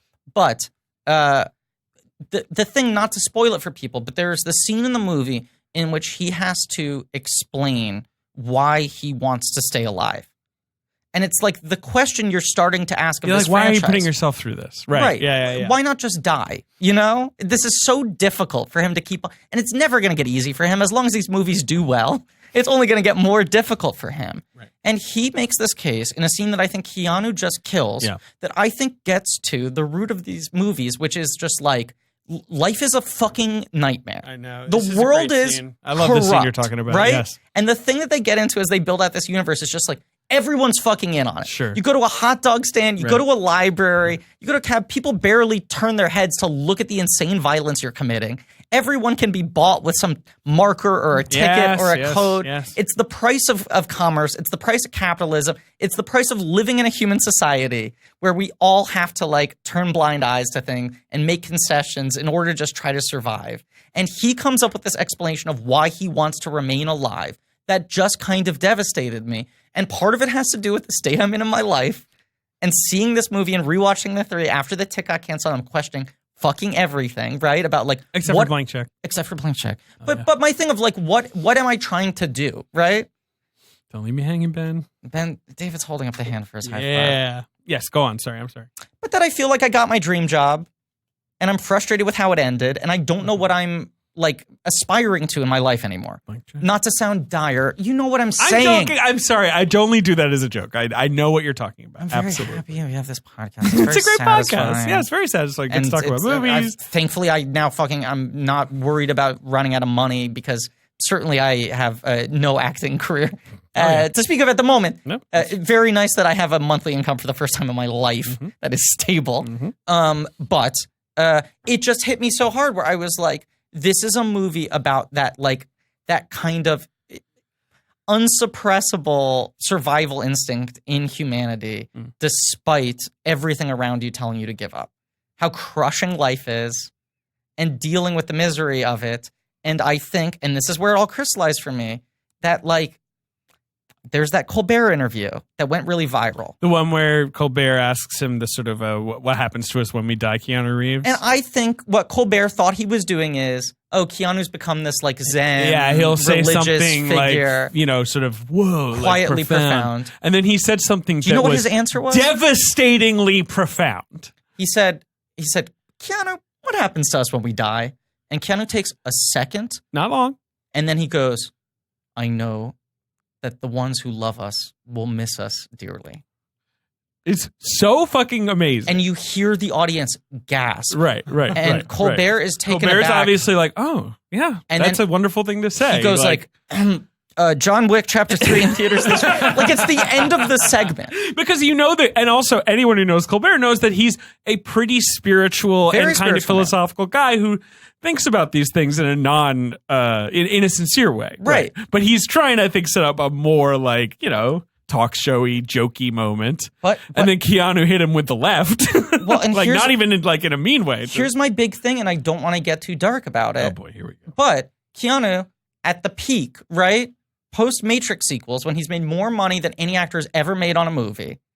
This crazy deal. He's like brought himself back from irrelevance for the third time. Sure. His third of like 4 career comebacks, right? Yes. Where he proved everyone wrong. He has his fiance has a stillborn baby and dies in a car accident 6 months later. And he experiences this type of loss that none of us can fucking comprehend, right? This like horrible thing in this position in the world where he's like, you've made it. You're Keanu Reeves. You have $1 billion. You're a massive movie star. And he just like seems to be a guy who has his priorities in check. And is like, that doesn't really matter. I like my motorcycles, but I'm never going to fucking get over this. Right. It's not a thing he really talks about. And then shortly after that, his career bombs again. Sure. And he very quickly goes back to being a joke. Right. And everyone had fucking written him so thoroughly off, right? And then you go like 47 Ronin, final nail in the coffin, like get the fuck out of here. And it feels like, okay, I guess he's going to like show up in the Neon Demon and like The Bad Batch and do like small roles in indie films and make an interesting character. Yeah, and be career. this sort of like cult object. Which like he's doing great work in those movies. I was enjoying those performances. But then inexplicably, John Wick becomes this phenomenon that we don't have anymore, that we don't see anymore, where something is actually just sort of like completely brought into existence by fan demand. Right. And not by a preordained, like we are shoving this down your throat. Right. And the way in which the films have like multiplied and grown and like gained respect and all of that. Right. That they're about a man who has lost everything and has nothing left to prove anymore. Yeah. Like, just, so when you get to this point where like Keanu, like John Wick, is like, I am this man who has been doing this for decades, has honed this to a craft, am the best at knowing how to be me and do this weird thing I do. Mm-hmm. And I've lost everything and you can't fucking hurt me anymore.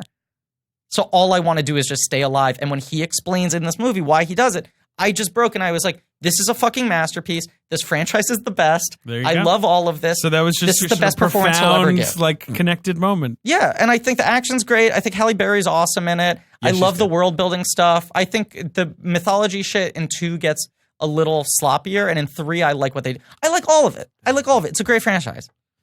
I got to rewatch them all though. I would, once Wick's digitally available, which it may already be. I got the Steelbook pre-order. Okay, so that's number 1 at the box office. David. Anyway, so what's number 2? Number 2 is Zangief. Number 3 is Pokemon Detective Pikachu. Number 4 is a movie about a dog going on a journey. Oh, let me guess. Is it A Dog's Way Home? It's a dog's journey. Yeah, that's the Quaid. That's the Quaid. Quaid. That's the one that's the proper sequel to A Dog's Message or Comfort or what was it, the original? Loves. A Dog's, those were books? A Dog's Purpose. Right. Dog's Purpose, that's right. There's those were books. Dog's Purpose was a book. What? And from the perspective of the dog, what is it? What is it like? Keeps getting reincarnated as different dogs. That's insane. It's this. What is the like text like? Garbage. Eat it. Yum yum yum. Well, wait a second. Barry Bone. Well, you should write that. Yeah, Ben, don't put this on the podcast. You could sell this. That's copyrighted. Trademark Ben Husley 2019. Yeah. Are you kidding? Dog's Purpose did so well that they made a direct sequel. Yeah, okay. They adapted one of the author's other books, and there's that fucking Art of Racing in the Rain thing. Yeah. Any movie in which a dog has an interior monologue. Yeah, but if Ben released a book called Dogs, by Ben Hosley, and it was just like, eat garbage, walk over there, lick, lick, lick. What's this, a bone? 100 million copies pre-ordered? What do you think? Would also immediately, pre-publication, get the rights option by Disney+. Right, exactly. Disney++. Yeah. They'd invent a new channel just for it. There's a Ben tier. Number 5 is one of those movies that just like already doesn't exist. Exactly, like didn't exist the second it was released. Like as people watched it, the minute before in the movie was already gone. I don't want you to give me anything else because I think I might know what it is. Okay. The Hustle. The Hustle. Yeah. Do the Hustle. I mean, I don't know. I didn't see it. America didn't do the Hustle. No, it was one of those movies that was like shot, during like the Carter administration, even though somehow Anne Hathaway's in it, right? Like, yes. And it was a very like long time ago. It was one of those things where like we've remade Dirty Rotten Scoundrels with women, but we're not really going to talk about that in their advertising. We'll just sort of hint at it. Right. And so no one got that it was a proper remake. It's like a full. Even though the tagline is they're giving dirty rotten men a run for their money, but it's sort of like okay. And then it's like, so what's the premise? Anne Hathaway and Rebel Wilson, they hustle. They got to get over on all these guys? They got to get over it. It's got to be the best we've ever done. Right. Do you know what? I mean, originally the film was going to be titled Dirty Rotten Scoundrels, and then they were like, we're changing the name. Before they changed it to Hustle, they landed on what was the correct title, which I can't believe they moved past. Right, which was Lady Crimes. No, do you want to know what it was? What was it? Because it's actually a good title for this movie. Yes, Ladies Do Crimes Now. Nasty Women. Oh, well, there you go. Right. That's what they should have fucking called that movie. Okay, but that's almost a good title. Give it to a good movie. Yeah. I assume it's bad. I'm going to remake The Hustle. Maybe it's like The House and everyone will watch it and be like, masterpiece. I'm going to remake The Hustle and call it Nasty Women. Well, they're doing, is it Hustlers? Yes, that's another thing. That looks fun. With J-Lo. That's going to be in Toronto. Fun. Like, that looks pretty fun. Yeah. Lorene Scaffari, the director of Richard Lawson's #1 film, The Meddler. Have you seen that movie? The Meddler? Yeah. Yeah, The Meddler's great. Man. The problem with The Meddler is that it's like, it's close to home for me. Like, genuine. Like, with your mom? Yeah. Yeah. Like, I watch it, like, not exactly, but I was like, wow. Like, really? This is kind of, like, and I was expecting something winsome, and I was like, this is kind of brutal. Oh, yeah. Like, which is what is good about it. Right. It's not a winsome movie. Yeah. Have you done the Trolls experience yet? No, I'm waiting for Richard to get me VIP passes. It's pretty good. I don't know if you guys know this, but I know the creator of Trolls. He's been a guest on my podcast a couple times. Oh, boy. Who owns Trolls? Like, what toy company? Fuck. I mean, well, Hasbro does all the stuff for the DreamWorks movie. All right, so Hasbro's going to sue us. That was just a joke. Okay. I just wanted to make that joke. But now I'm wondering if Hasbro also has the rights to the original Troll line, or if they just have... Do you know what I'm saying? If they produce... Because I want to say it wasn't Gund. I think this is the... Ben's just looking up Gund Strokes might album have covers. Maybe it was Gund. I think this is the best... This is the time to end the toy company Gund. one of our best episodes ever. Might have been the one. Gotta look up Troll Dolls. Maybe Gund. Great. Go see The Farewell. It's in theaters now. Mm-hmm. It's been expanding over the last month and should be pretty wide at this point. I think it's going to about 400 theaters this week, and this episode's going to come out a couple weeks later. Mm-hmm. It really is a tremendous movie. Lulu's the best. Mm-hmm. I don't know what else to say. I agree. I was very Get wrong. ready for Castle in the Sky next week with Emily Yoshida, Mother of Blankies. Mother of Blankies, who we have to say is going Hollywood. Yeah, I know. She's going Hollywood. She's literally going Hollywood. So, I mean, we didn't know it at the time. But that's... I mean, kind she'll of be back. She will be back. Right. But it used to be so easy. I know, and she's one of my great friends, and it's sad to have her move. No joke there, just that. But, it's very exciting for her. She's got all this exciting stuff coming, and she's doing great. We have our LA friends on the show, but it's a different thing. When you're trying you have to they're coming? Okay, let's, find time. We used to be able to just decide to add Emily! a Verhoeven bonus, slip it over to EO, record it the next day, Yeah. I mean, anyway. Melancholy. Like The Farewell. Melancholia. Thank you all for listening. Yeah. Please go see The Farewell. Yeah, no, I just said that. But I want to restate it. Yeah, seriously. And go see it. purely It's from a really level good. of, it's a really fucking great movie, and I can't believe she did her podcast. Exactly. We are not friends with her. No, I mean, we follow each other on Twitter. That's the only connection we had. And you were like, wait, maybe we can book people on our show. I was like, I don't know. who are doing promo things. She wants to promote her film. You're like, she's going on things. Yeah. Yeah. It's crazy. I It's agree. crazy she was on the show. I agree. So next week, of course, Emily Yoshida, Mother Blankies, Castle in the Sky. I'm repeating myself. Thanks you. Lulu, not into my pitches so much. Yeah, that's the other reason we were short on time is that Ben spent an hour. Keep throwing eggs at her. He was I said, picture this in the dark. he's turning the lights on and off. He had a PowerPoint he made her watch. That was his slate. He announced phase 1. Oh, boy. Thank you all for listening. Yes. Please remember to rate, review, subscribe. Thanks to Andrew Gudo for our social media, Lane Montgomery for our theme song, Pat Rounds and Joe Bone for artwork. Go to blankies.reddit.com for some real nerdy shit and TeePublic for some real nerdy shirts. Well, I was trying something new. I knew what I was doing. I was in control. I liked it. I was in control, David. Yeah. And as I always. hate to see out of control. And as It's a great line. Drop of a hat, Griffin Newman will rock and roll. And as always, Trolls was created and owned by the damn company, which then the full license was bought outright by DreamWorks, who now license it to Hasbro from Richard Lawson. They were called Damn Dolls? They were called Damn Dolls. Like, damn, dolls!